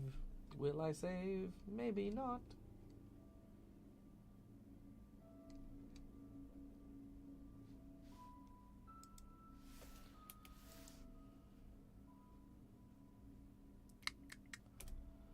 Okay, here we go.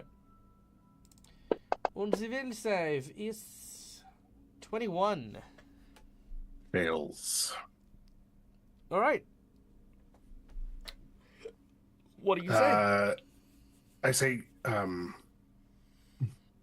well, I step out and go, hello, Misha. I believe. No, okay.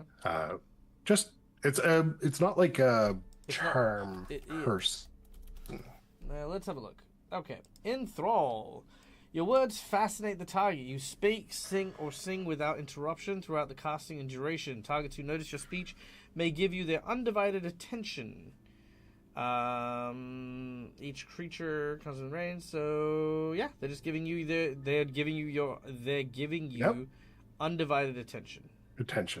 So I just keep speaking as I walk over, and I unlock the door again to keep her enthralled so she doesn't go to the front room. She is doing that. She's paying attention to you. And I gesture for people to come in. I mean, yeah. Mara will come back in. My God. I think we just. Oh. I think at this point we have to go down to the trapdoor. Why? Because Sandariel's down there.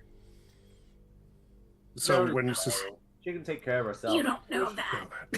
when sustaining a That spell, way when you ran out. It's fine. Neil, you need to be in. No. I know you keep saying you know, but you keep making the same mistakes. You need to be in the moment where you are. Okay? Just focus on you. Don't try to solve problems. Don't try to fix everything. Don't try to win.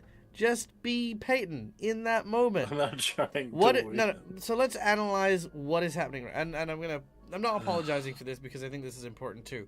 Let's take a moment here because this is a great exercise for anyone who is in a role-playing game scenario. Take a moment. The first thing I want you to do is your contribution to the scene is going to start by acknowledging the things that are happening directly in front of you in your scene. So I want you to describe, as a DM, Peyton entering the room once Artemis signals, and then communicating what you see. Peyton walks in Yep. the room and sees Artemis enthralling Misha. Fantastic. The next step is to respond to the stimulus that you have been given, which is, of course, you walking in and seeing this scene. Starting off from third-person perspective, Peyton does what in response to what they have now witnessed?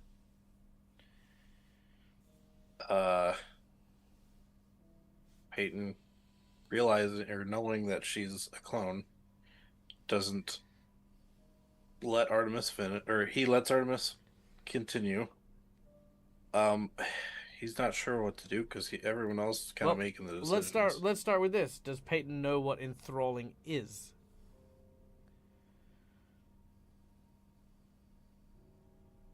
I'm gonna say probably not, only because he's got an average intelligence. Sure, fantastic. So in which case, all that's happening is you see Misha listening to Artemis, who is talking at length about just general conversation stuff. In which case, Peyton just thinks Artemis is doing something magical. Sure. So where's your attention now? Where's Peyton's attention going to go? So this is what we like to call the focus of the scene. Where are you taking your focus in the scene? Just pick a point. You don't need to necessarily know what to do. You just need to know where you're directing it. I don't know. There's no wrong answer. You can direct it towards Artemis. You can direct it towards Misha. You can direct it towards the allies. I guess I direct it towards... Yeah, I would direct it towards Morrow and Novander. It'd be like kind of a what next situation. Great, fantastic. So now what you want to do is what I like to call the invitation. The invitation is where you are encouraging a person to speak. Now, you can't really do that with two people because then both people might accidentally speak up at the same time. So Peyton might take a moment, acknowledge what's going on, seeing, as you said, Misha enthralled by Artemis. He sees that Artemis has everything under control by some kind of magical effect. Taking a moment to look back at, pick one of them. Novander. Peyton will then say, well, what do we do now? Now, you haven't really contributed anything to the scene, but you have guided the motion of the scene. Does that make sense? You don't have to solve things. You don't have to do things. Everything you do doesn't have to be a proactive moment to advance the story somehow. It could simply elevate someone else in the scene to give them an opportunity. It was me trying to Yeah. solve a thing. It was just me thinking fast and not knowing what Exactly. was going. But that's what I'm saying is So. when you're thinking fast, you're trying to fix things. You're trying to solve things. You're trying to avoid things. You're trying to, you know what I mean? You're trying to find something meaningful to do. But sometimes that slow step back to just acknowledge the world around you builds it up. And I think that's one thing that tends to miss out. Like when you were at the well and you didn't know how you'd figured out the midnight milk. Because again, that scene wasn't there. When you came back here and you're repeating things it's okay that happens because you're under a lot of time pressure, because sometimes when you're in a role-playing game scenario, you don't really get that feeling that you can just take a breath and be okay, but you can, and I want you to feel that way. I want you to feel like for the midnight milk, it was me just trying to figure out how the kid knew about it, but because the kid was telling you because of Deus Ex Machina, where Dag was turning around and being like, "Hey guys, That's you're about to lose this campaign." In my mind, he's like the running mailbox man in Legend of Zelda. Yeah, a little bit. Yeah, a little bit. Yeah. That was partially my fault. It's more of a tongue in cheek thing, right? But the thing is we as players don't have to make every single thing we do a stroke of genius or trying to do something. Sometimes, again, just acknowledging the scene is not only good for you guys, but it's great for the audience that we're here with, because these guys are here. Look at them. They're amazing. It's always good for them as well, because it brings them back into the scene and helps reestablish the things that I've established. Also communicates to me as a DM that you've been paying attention and that you know what's going on around you. Like, the reason why you see my face do this all the time is because usually it's because I've just told you shit. And then I have to repeat the shit I've just said, which is me going, why the fuck did I say it in the first place if you're not going to fucking listen? But that's me as an Australian. In this particular case, plenty of time, and I want to give you that opening thing. Don't worry about it. You're good. And you know what? You can make mistakes. You can, get things wrong. Yeah. But the best way to overcome it is to ask questions and to, as we were doing here, divert to your fellow teammates and be like, what do we do now? Because that's still you contributing. That's still you very much helping. So, Navander, Peyton looks to you and says... He says, what do we do now? We gotta be quick.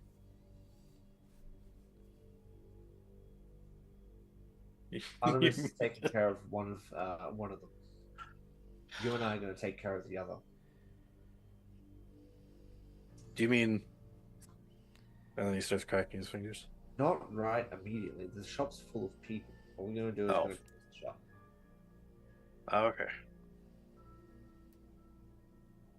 I'll need your support. Okay? Either way. Cindario, from underneath the trapdoor, you kind of, I'm imagining rather than going all the way down, you're kind of at the door, like sort of listening, and you hear the others conversing above you. Yeah.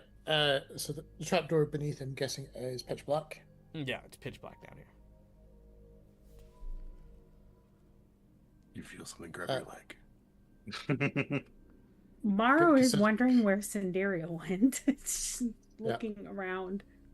So obviously we saw the rubble before we went in. This is part of the reason why Cinderia went there. Okay. I just want to say I also did think that us moving out and doing that also happened at the same time, so I thought when Cinderia ran to the trapdoor, we did see her do that as we ran out the door. That's why I thought I knew. Yeah, no, well, I mean, if you're running out the door, it's just, it's a multiple thing. But it's all good. So part of the reason that Cinderia went down here is because she's worried about what potentially might come through as we're dealing with everything. Sure. So while she's hearing things up top, she's going to light the lantern to look down the corridor to make sure that nothing is potentially waiting.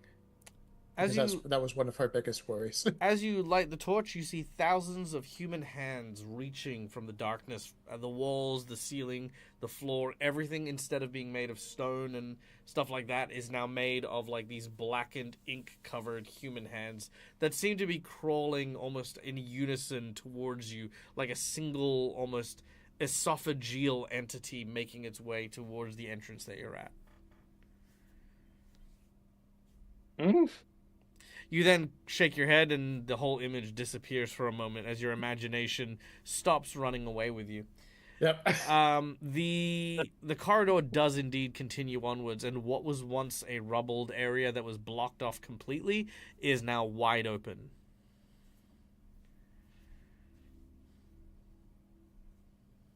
Yep. That's Also- where Cinderella's panic. She probably was restraining a scream, given all of that. Fair. Just okay. Yep. Takes about 10 seconds, Yeah, it takes you a second. and then we'll creak open the trapdoor and just put her head out. You see the others, and the rest of you can see, the trapdoor opening a little bit, and Cinderella there. Mara will motion for you to come out. And very shakily, she'll climb out. Like, are you all right? Active imagination. I mean, given where we were, I imagine you can imagine the sort of things that go through people's heads. Especially in pitch blackness. Okay. Mesha! And then- Mesha! What are we doing? We need more potion! Quickly now! At this point of time, Navander would like to would like to go in through the door that goes into the shop. Mm-hmm. With any He's going to have his emblem on display. He's going to be back straight, taut, as he opens the door. Right, 1 second. Quick Yeah. question. My ventriloquist ring, does it only do my voice, or can it do, like, other voices? I can do other voices. Can I make it sound like Misha and say, alright, I'll be there any minute. I'll be right there. I say smash bottles to make it those shattered accident. Sure. Got no problem with that. Alright. Navander. You step out. Push aside the curtains. Alva is very surprised to see you.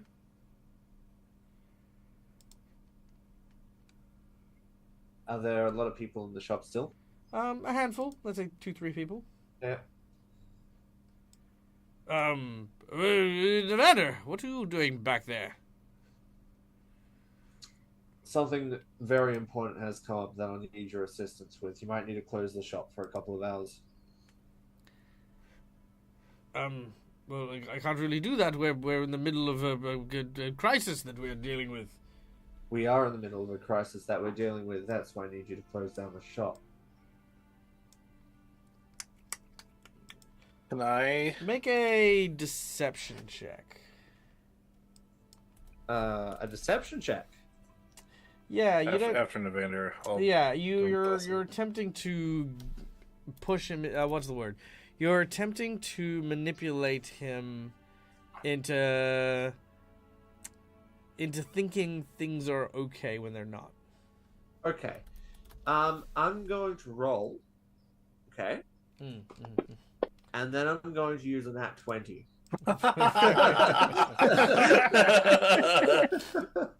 Fair enough. He is going to roll and not use a natural 20. Although I could. You could. Okay. So your nat 20 brings you to 21. Yes. So I need a 31 to succeed. Okay. Oh! Oh! Did you see that shit? Okay. I'll use a Jigs point just because I felt robbed just then.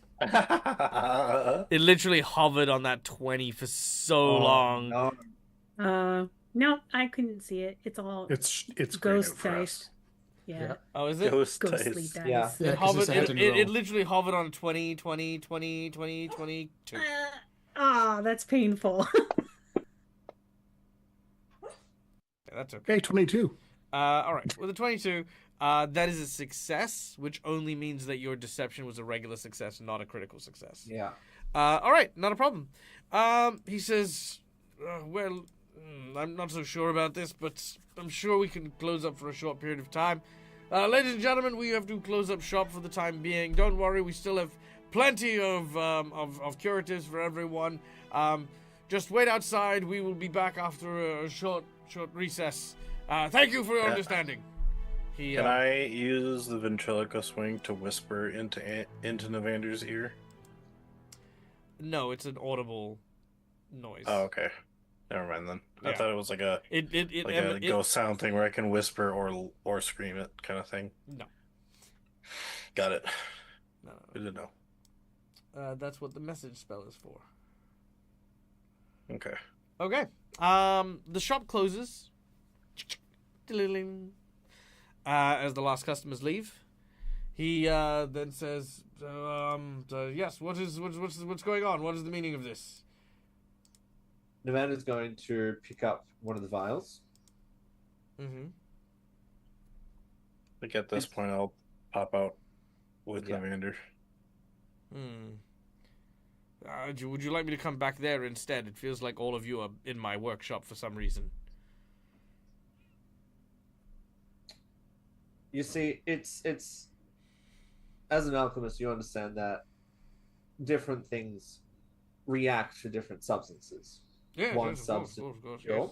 one substance can harm, and another substance can put someone into a coma for their bodies to be swapped out by a mite or a clone. Clone? Might? Whatever do you mean? I walk past him and just stand in front of the front door that he locked. So he's kind of in between me and Navander. Sure. He seems to be genuinely confused at what you're talking about. Tell me, who made these? The cures? Well, I did, of course. Using the ingredients you and your teammates had procured for me.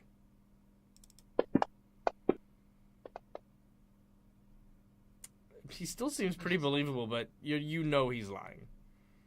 At this point, all you've ascertained is he is a very skilled liar. Yeah. And what was that drug that was The midnight milk. Midnight milk. Yes, a medicine that involves midnight milk.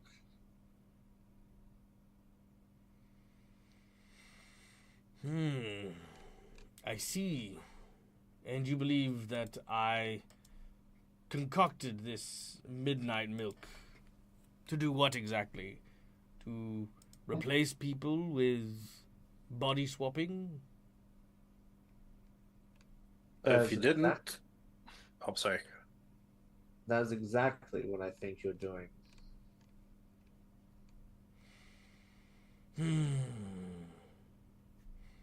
Well, if I were to hypothetically be doing this, then what is your plans to try and stop me? After all, the town has already been administered, much of the curative, as well as been poisoned by this midnight milk. And clearly, if I am one of these individuals who is trying to swap people around, then I couldn't clearly do that on my own. There must be some very, very powerful figures involved. Are you so readily sure that you have found the head of the serpent? Well, if you're so sure you didn't make it, why don't you take a sip of that yourself? What? I did. I made these. Well, I mean, he drinks his own curative, and he's like, "Yep, has a cherry aftertaste." There's a cherry aftertaste? Oh, well, I changed my mind completely. TBW, because everyone just drinks it for the cherry. Yep. He's just like, damn it, that wasn't how I thought that was gonna work. No, it wasn't because Peyton, you remember we have two parts to this this poison. The first part is to get the undiluted substance, and the second part is to drink the curative. Clearly, he hasn't poisoned himself. I'm also guessing you forgot the fact that he was the first one to take the cure when we manufactured it. True. Yeah, because Well, one generally doesn't start an epidemic with All right. oneself. I'm just gonna stand here, Demander. You're right, Phil. You're right. It'd be extremely difficult for one person to do it. If only there wasn't a tunnel underneath your shop that led directly to the cloning vats in the pit. That has been very recently cleared. Cleared. Cloning vats. Strange.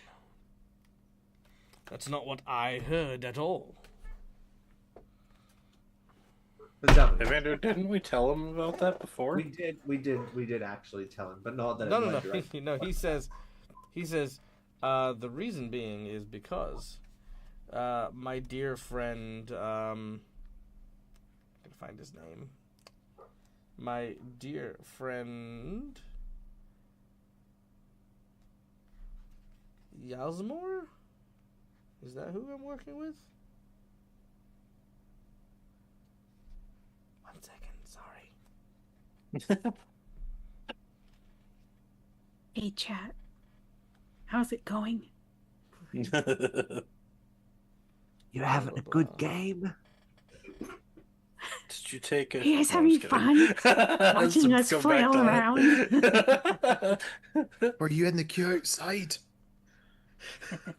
I think Chat Artemis was should in light the the fire to the line. place now. Don't drink the curative. Have you been chat. lost in time and space? My friend Canker. That's what I'm looking for. He's a My real friend- sore. My friend Canker That's what I was just thinking. tells me that everything in the cloning vats is going swimmingly, and we are on schedule for everything that is happening right now.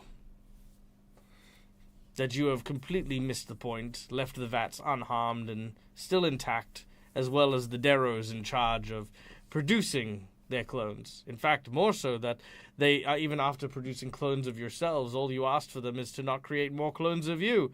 So they stopped, and they created clones of other people. That is an oversight on my behalf. I realize that, but now I'm here to stop it. Mom side eyes all of you.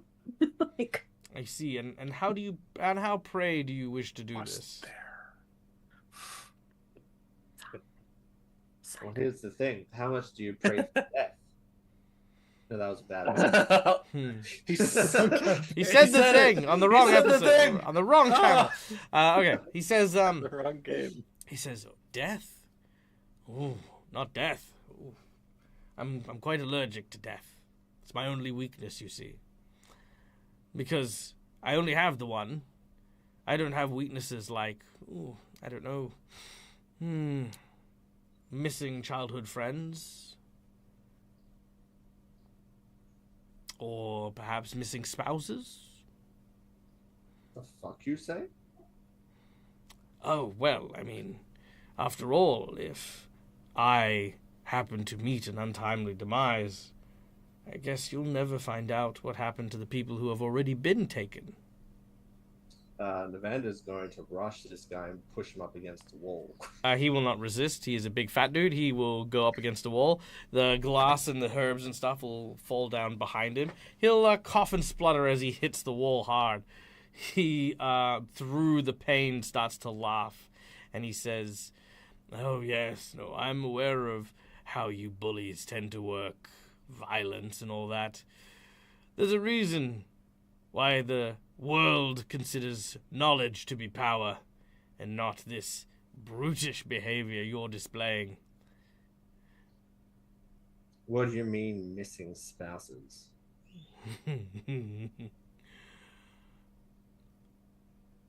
He says, "I guess if I'm dead, you'll never know. So quid pro quo. I'm going to leave this town. My work's more or less done now anyway. What's a few handful of people that haven't been administered the full concoction? Tonight shall be the rising of a new order in Sandpoint. I don't need to be here anymore. Actually, you do need to be here because we can kill you, and I look to Navander and say we might know something of what he's talking about. You might know something about what he's talking about. Maybe. Can we kill him first? Oh no, I'd like to very much hear this.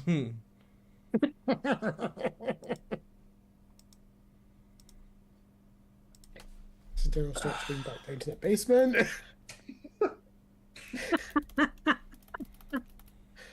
Keep going. Yes, we are yes, not. we know We you are not have stopping the people- stream on this bullshit. Keep Oh. going. No. What do you mean? You might know Shalelu is back in Fort Rannick. Isn't she? He turns back to Pillbug. He Morrow looks over says at Peyton. no. Before Morrow Morrow says comes in. no. Morrow's ripping the band-aid off. I said, we're in the other room. Yeah, I think you they guys can can. hear us Yeah, but talking, you though. guys, you guys can You hear can hear. the conversation in the other room, but you haven't presented yourselves now. Mm-hmm. No. While they're talking, Jalelu is in the pit, and presumably where the real Misha is. Okay, hold on. 2 seconds. Artemis. realizing this is gonna take a bit, and I have to do stream of consciousness talking Ta-da! the entire time they're doing this in the front room. Mm-hmm. I'm just gonna slowly walk up to a wall with some chalk while I continue to talk to clone Misha, and I'm going to draw a door on the wall and cast liminal doorway, which I'm gonna open and toss Misha in and close. Oh, damn. Okay, you will need to make an athletics check because Fascinate does not stun them, so they will be able Oh to no, it resist. doesn't. Yeah, they don't generally I want to be know. thrown into random portals. Nope. So make an athletics check. 15. I'm gonna hero point that. Sure. That was almost that 20. No. Oh 15 no! again. Identical. Ah, the Well. same one. Okay. Well, Misha is going to beat the snot out of you in a minute, but we'll come back to that. Welcome to Trump. Well, Cinderio will patch you up. So It'll back be to okay. back She's to done there. back to Maro jumping out from the back in order to blurt Yeah, this out. she's very frustrated. Navander, you've just learned that they know that your wife is in the cloning vats.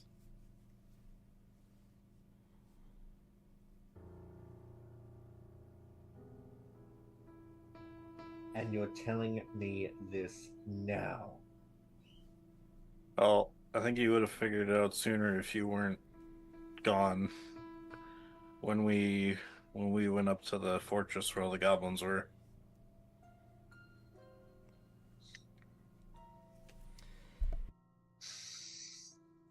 Not my intention to hide it. Actually, you Mhm. learned it before you went to the goblins. No, didn't we learn it from Mhm. the No, hobgoblin? you learned it before you went to the goblins.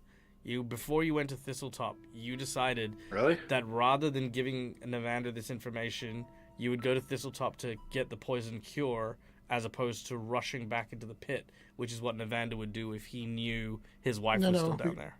No, No, we heard it learned the it hobgoblin. from. Yeah, It was the Hobgoblin and Hobgoblin. Thistletop that told us. Was We've it? only known this for Because I feel less like than a day. oh, okay. I feel like I yeah, thought because he there was told a us he was I- gonna kick the 'cause shit there was out a of these reason- goblins. yeah, there was a reason you hid the information though.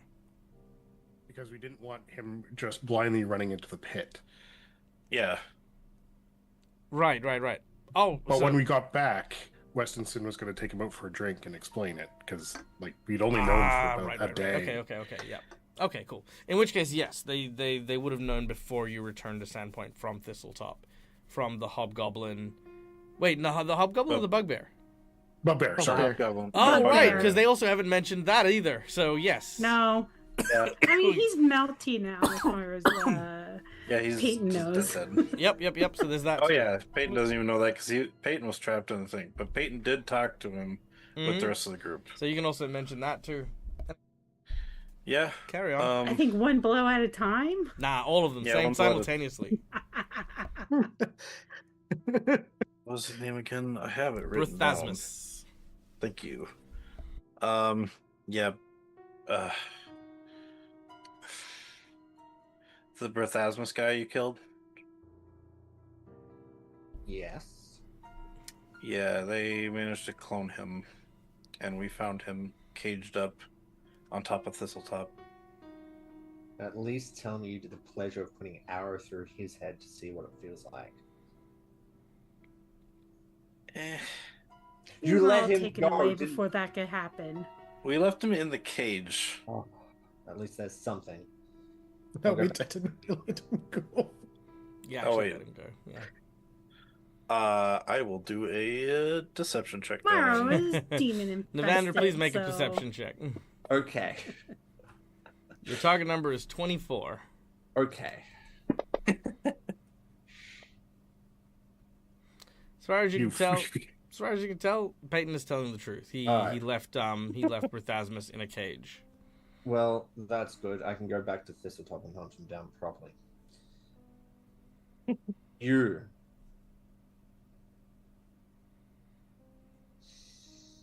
Thasmus was the one who told us.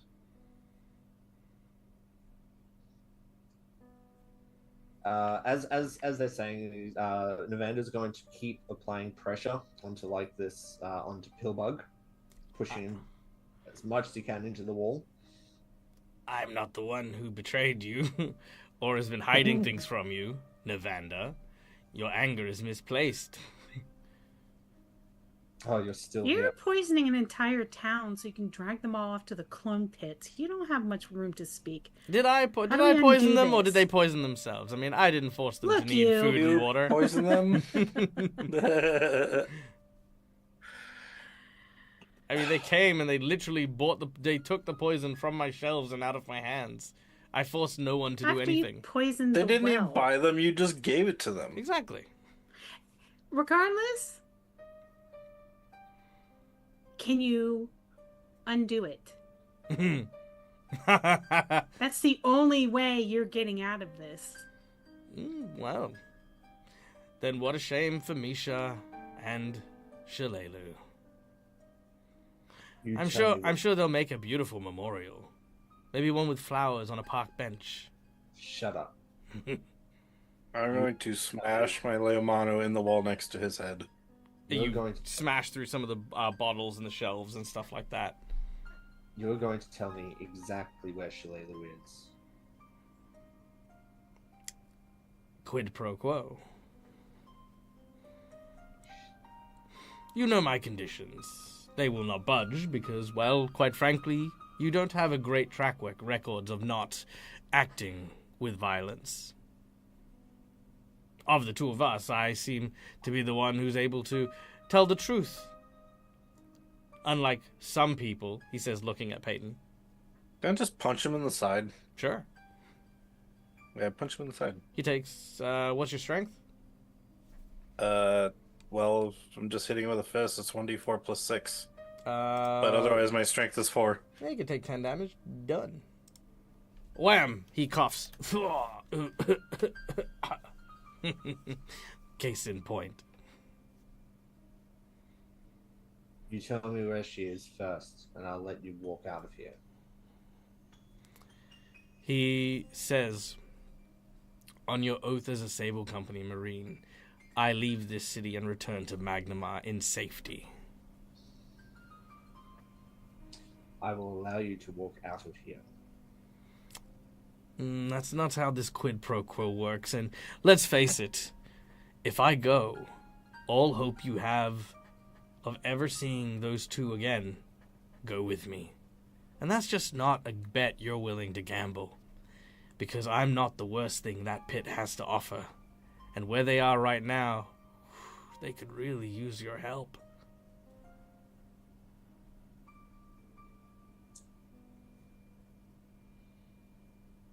We should Fine. be able to find them. But if I we? see your face again, Found the lab before. There We we can go. find it again. He smiles and he says, I need to hear you say the words. I, Evander of the Sable Company Marines, will allow you to leave Sandpoint in one piece and safely.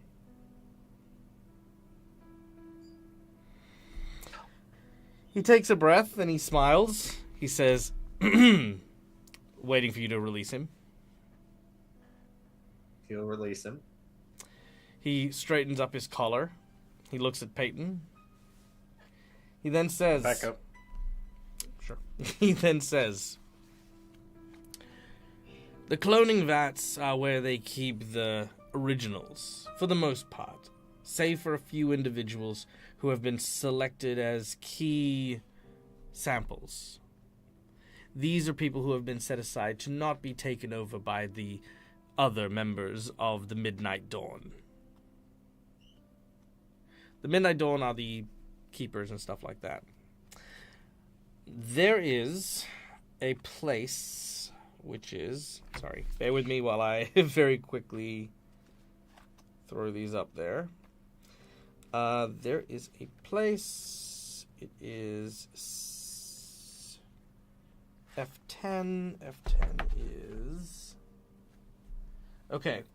Do you remember the cloning vats that you went to where you found your bodies? Do you remember how you kind of had that secret room?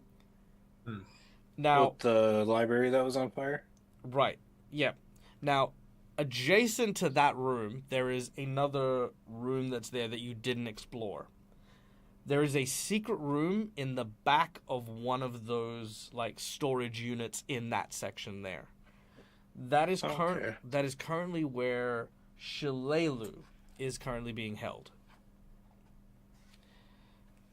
However, in the following floor... Wait, no, maybe not the following floor. Hold on. The previous floor, I think. Gotta find these guys. Okay, here we go. Uh-oh. Peyton just realized something. Yada, yada, yada.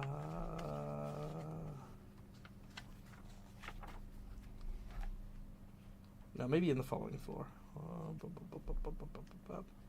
That's me. Yep, in the following floor. G4, which is... Okay, now you didn't find the Shihedron in the floor with the poison gas, did you?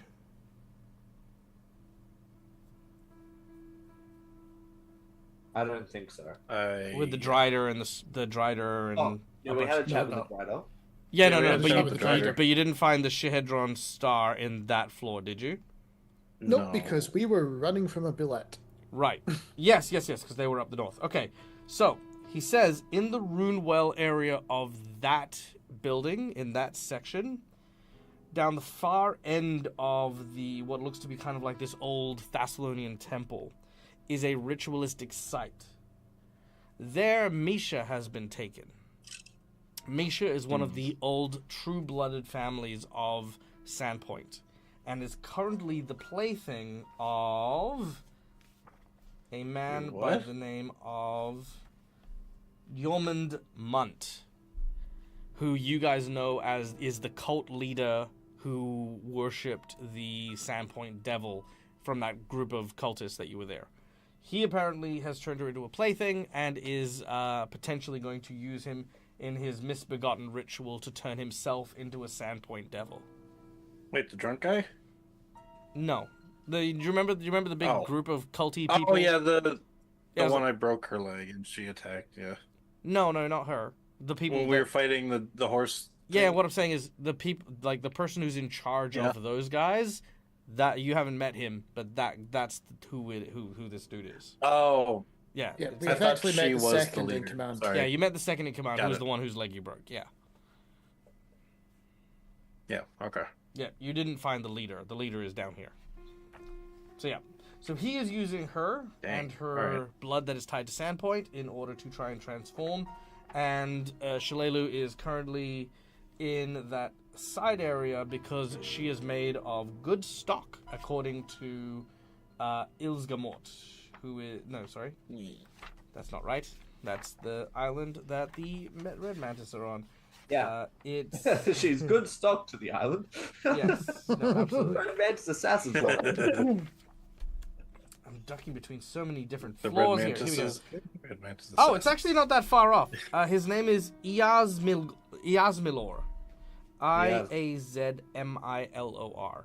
Iazmilor has seen her as good stock for cloning, and they intend to make more of her to serve as potential warriors, hunters, combatants on behalf of the Darrow once they have replaced the town. Oh, jeez. Don't let me see your face again. And then Evan is just going to leave. Beeline straight towards that tunnel. I think Peyton will chase after him. Because Peyton realized... You gotta make sure that I leave here safely on your oath, you bastard. Oh. Escort him to the True. town limits. That's right. Oh, true. Now, you didn't say he could take any of his belongings with him. That's true, you did. Nevander's going to summon Miser and tell Miser to take him to the town limits. Fly him out. Fly him Not there. to fly. No, not flying. Because Oh, the okay. temptation to drop him would be far too great. I think Miser also doesn't let people fly with them either, except for because even when other people, I think when Peyton summoned Miser during the okay. crossover, yeah, I had it so that Miser wouldn't fly with people, except you. Oh, okay. But that's fine. Miser will escort him all the way. He goes to try and grab some stuff. Not like, more of his poisons and stuff, but he goes to grab just a briefcase or something, some sundry stuff. Yeah. Do you stop His him great from big grabbing? sack of gold for him for traveling. Yeah, exactly. Stuff like that. Do you guys And stop Peyton him? just picks it up. Yeah, Peyton will pick it up and be like, hey, I think I lost this. And he'll keep it to himself. You gonna rob me? No. He goes, you see, there's one big difference here. If I decide to kick your ass and kill you over stealing my stuff, I still haven't left the town. And if you try to stop me, by oath, Nevander is going to kick your ass as well. I suggest you hand me my shit. I put it down. He takes his bag. Or I give it to Nevander. No, I'm just kidding. You put it down and No, you give it to Nevander. I'll put it down. He takes his bag. Like I said, it's just filled with, again, travel money and yada, yada, yada. He doesn't really put anything else in it. He leaves all of his stuff in the back. And he will walk with Maizu out of town. And that is, for the most part, the last you'll see of Aldvil Polka. Nevander, you are beelining it for the pit. Yeah, I'm just beelining it. I'm not even going to give the party a second glance. I'm just going. All right. Through the I think I basement? will chase Maro him after him. wants to go grab the Misha clone. Not grab her, but go see the Misha clone and be like, Oh, yeah, the Misha Kun This is beat the crap out of and Artemis. I hope you don't mind me taking some liberties with this. Artemis is on the floor, right? Basically between Misha's legs, as Misha is just pummeling him in the face. Like, you dare touch me, you creepy mustachioed bastard? What kind of portal did you try to push me through? Huh? Try to cast spells on an innocent girl? Okay. I'm not More- defenseless! And she, yeah. And Sandera's just like, what the? It's just non-lethal Because damage. obviously she doesn't know. Yeah. yeah. Yeah. Well, Sandera's also like, she doesn't really know Artemis all that well. She's just like, what? What? All right, Misha. Abduct me, you son of a bitch! And yes, Mara pulls. She's just kind of like catch and just like, okay. He looks very beaten. Good job. you just got like a black eye, and just. She's like, what are you doing to Artemis? Good job. No, stop it. Don't keep going. Yeah, you just make him stop. She's like, good job. You beat him up. He's great. And Get a then, little harder. do you know what you've been making? What? No. What? What do you mean? What have I been making? I haven't been making anything. Sandero will put the tainted jar from the experiment. You reveal Okay. everything to Misha. Misha Yeah. is distraught. She can't believe what she's hearing. She said Alva's always been so nice and he was so good with all the people. How is this even possible? I need some time to wrap my head. She doesn't leave. She just sort of sits down to Right. process. It's like, we need you to think as best you can if there is a way to counteract this, because most people have this and they're going to be taking this tonight. She says, as far as she knows, Midnight Milk is, for some reason or another, triggered in the evening. As soon as twilight hits, everyone who's been afflicted will just simply fall into a sleep and not wake up. I can try to figure something out and work with what we have. Ironically, Blue Spider Lily might actually be helpful for this. That was true. And I think Polka only mentioned it because if he'd suggested something that wasn't legitimate, I'd probably be able to identify and tell it. We have enough that I'd be able to work on it, but I'll need to focus and concentrate my efforts. Maybe I'll see if Westonson wants to help out as well. That would be great. If you could do that. Thank you. Yeah, no, I'll do that. No worries.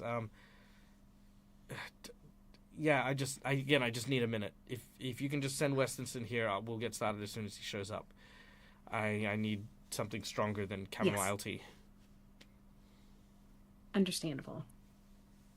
Okay. And yeah, well, we'll try to find someone. Navander Billy, is... maybe Billy No. to go. You can't use Billy. Billy's off screen. Damn it, Billy! Come Go out get- here. go You move need your to own go ass. Fetch Freaking- Westonson. Go get you. How go close get is Westonson. Westonson's shop to this place? It's not too far away. Then now- I'll message Westonson. Now, most importantly, Navander is well and truly on Yeah. his way Yep. Yeah. Which way is Navander going, though? northeast. I was more. Are you going overland, or are you going through the tunnel that we saw was the rubble? Oh, You good went down to question. the tunnel. That's a good well, question. the tunnel. That's where I thought he was going Way. down. Tunnel's probably the quickest way. So that's where No, he'll it's go. not. The Oh. the portal at Sandpoint's the quickest way. Well, then that's where. Yeah, because that's- we would have gotten the third floor portal now. So I Yeah. think- Okay, so you're heading to the portal. Cool. Yeah. Okay. Yeah. Maro just wants to get things in motion before she goes to assist Navander, because Yep. No. I don't want a bunch of people being carted off while they're all unconscious. Well, hopefully the idea is that when you go back down to that level, you're going to stop the people who are doing the carting. yes. Yeah. Well, Sandero- that's why she was like, we'll get Westonson and Misha working on that, and then go down to go. So before we Destroy go, Maro, the bats. shall the two of us try to secure the entrance to the basement? Not collapse it, but at least close. Okay. hatch. Yep. Oh, yep. yeah, No. yeah, yeah. Yep. No worries. You can just move Yeah, some we of the can heavy. put a bunch of heavy things Yeah, you move on some it, of the heavy yeah. stuff over it. That's not a problem. Okay. Cool. For the sake of expediency, Navander is going to make it to the portal first, and we'll teleport. Cinderial, Maru, and Peyton, you will follow in suit. Artemis, what's your reaction to the whole Misha thing? I was just about to cast a 4th level Grim Tendrils on her, but when she gets off of me, I brush myself off. I listen to the conversation about who they need to talk to. I message Westonson that he's needed here to help some hanky bitch make a potion. Actually, here's an interesting question: is Artemis actually good with women? Oh God, no. Yeah, I mean, I feel like that, like more of it's just a fear thing when it comes to, like, you know, this woman who's now physically assaulted you. So, you know, like, This terrifying lady just beat me up. yeah, this fucking crazy bitch fucking beat me up. Fucking, you know, you know, yeah, you don't remember reading anything about Misha in the books that you read, but there will be words now written, and you kind of like quietly on the side is like, I will immortalize She's got her you. own book. You know, I will immortalize you in words. I will make sure the next generation understands what Misha a the bitch you are. Nightmare. Yeah. How And then terrifying you were. Okay. when the message is sent, I will cast Lose Time's Arrow on myself to catch up to Devander. Brilliant. Easy. Okay, you all will eventually catch up to Navander. Now, Peyton, as we leave off, Mm. you feel awful. from keeping this from Navander, for making sure he doesn't do exactly what he's doing right now.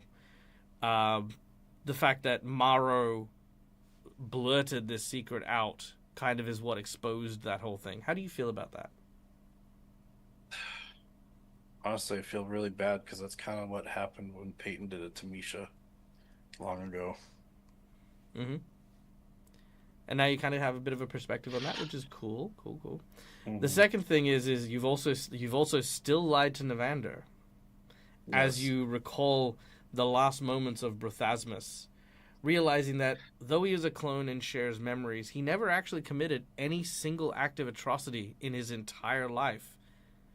That in that final moment, he had a chance to redeem himself and chose to be a different person, but was cut short because of the eventual fate of all of the clones. Mm-hmm. One that you haven't shared with Navander yet. Which is why Peyton's going after Navander to help him as much as he can. Because he feels bad enough to... Does Peyton himself actually know? I thought that was a no one. Oh, was that no one? Oh, it was no. Yeah, that was no one. Oh, never mind. I keep mixing that up. No I thought Peyton knew that one. No. Okay, no one knows about the thing, as does who else was it? Balsam and no one. Two people who don't fucking help. Okay, cool, fantastic. Yeah. But Peyton's still feeling bad that he lied to Navander. Will go after Navander and help him however he can to get Shalelu and Misha back. Well, excellent, cool. All right. Yes. And that, ladies and gentlemen, he'll apologize to him after. And we'll deal with that next week when we return. But for now, thank you guys for coming and joining us, and for doing this like little extra long, tiny little bit here at the end. This was wild, freaking crazy stuff going on. I just want to do a quick check-in to everyone. How are we feeling at the end of today's game? We all good? I am a mess. I've had so many emotional things happen today in 2 different games. Oh my god, but it's a good feeling too at the same time, because I love when good story happens. Yeah, you did great. It is great story. Artemis is entirely bemused. Nice. Matt's doing great. Navander, not so much. Yeah, no, Navander's going through some stuff. And now you know why we were sitting on it for so long. It's a good one, right? I liked playing coy with Matt in his chat while he was playing. Yeah, because we were just like, oh, we know the secret and you don't. And he's like, Neil, fucking. Yeah, the group had been hiding it. The group had been hiding it from the player for so long as well. It's probably even Chaz knew here. Yeah. Oh, yeah. Chaz knew. Yeah, Chat knew. Everyone knew. Everyone And knew. never said anything. Yeah, Who's really the real villain here?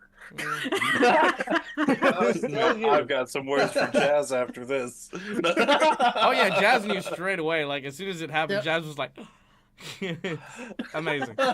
She was cheering for it in chat. It was great. Love you, Jazz. OG, how you doing? I'm doing great. Good. Yeah. Yeah, no, Maro is fine with this. She's just tired of secrets. That's true. Like trying to hold them when I think she was like, this is the point to tell him, and people kept saying, oh, let's tell him later, and she's like, this seems directly related, but you know. She's just glad to get it out. She's like, okay, there's no point, because she was like, let's just take care of this guy. We don't need them. We can find them. We know where they are. Ish. So. Well, I mean, given two things. One, you know, yeah, I don't know. Like, not knowing that Misha is on a time limit, and that Shalelu's behind a secret door, you actually may not have made it to them if he had died. Navander would actually, I would say Navander would recognize this, that if he hadn't said anything, you would have been in the dark looking through empty tunnels for God knows how long, and they may not have made it. So, you know, he upheld it. You know, like I said, Alvar is a bad guy. Don't get me wrong. He is a bad man working for bad people. But he himself actually is just kind of doing the thing that, you know, he kind of believes in. He isn't actually inherently just a dickhead. You know, he's not like, he's not going to betray you and lie to you and be like, you know, I'll send you down a rabbit hole that is just not going to work for you. He's like, no. I'll give you what you want, but I need to get some assurances for my own safety, because that's what's way more important than whatever the hell the plan is. But, you know, I like him as a character. I think he is less evil than he needs to be, but more evil than you expect him to be. And I love that. I love that very unique balance for him. You know.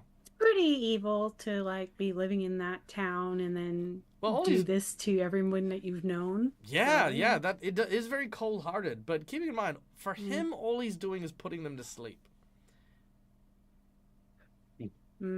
Like, he's not actually abducting people or eating people or replacing people or ripping out their brains. Yeah, but he knows what's going to happen to them, so... Yeah, he does, but also... It's pretty... But also, what happens to him if he doesn't? Yeah. So that's what I mean. He's in that very weird space of... have you ever watched the Mummy with Brendan Fraser? Mm-hmm. Yes, right. It's my favorite movie. It's like that Weasley guy that's in that movie. I can't remember the character's name and stuff like that. I think it was Benny. Was it? Benny. Yeah. Right. It's like Benny. Benny is such a weasel. He's such a character. But the thing is, what is he actually doing? He wants to live and he wants money. That's not inherently evil. He's just a knob about how he does it. Same thing with this guy. You know, he's just a bit of a knob, but that's about it. So yeah. He'll get what's coming to him. I have a feeling. Well, there you go. Yeah, maybe he's going to get hunted down at some point. Maybe he will. I guess we will have to find out. I was almost tempted to include that in the message to Westonson. Wait outside town limits and take a pot shot. Take a pot shot at him. Oh, don't worry. I will give you some assurances here. There is some comeuppance written in the adventure for Aldva should he manage to escape the capture of our heroes.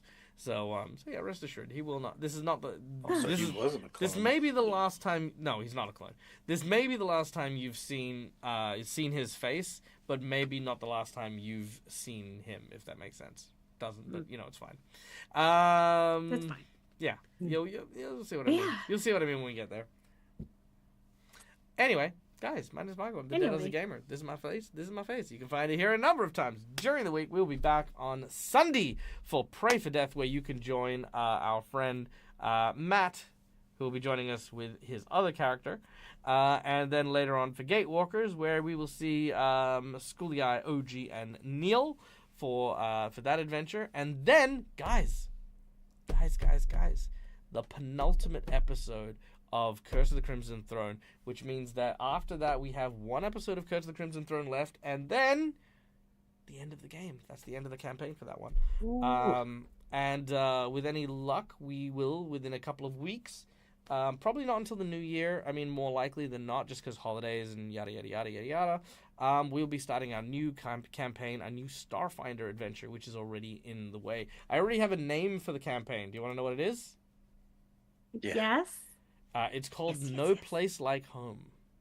Ooh. Oh, I like it. Yeah, that's my adventure. I like it. Starfinder, No Place Like Home.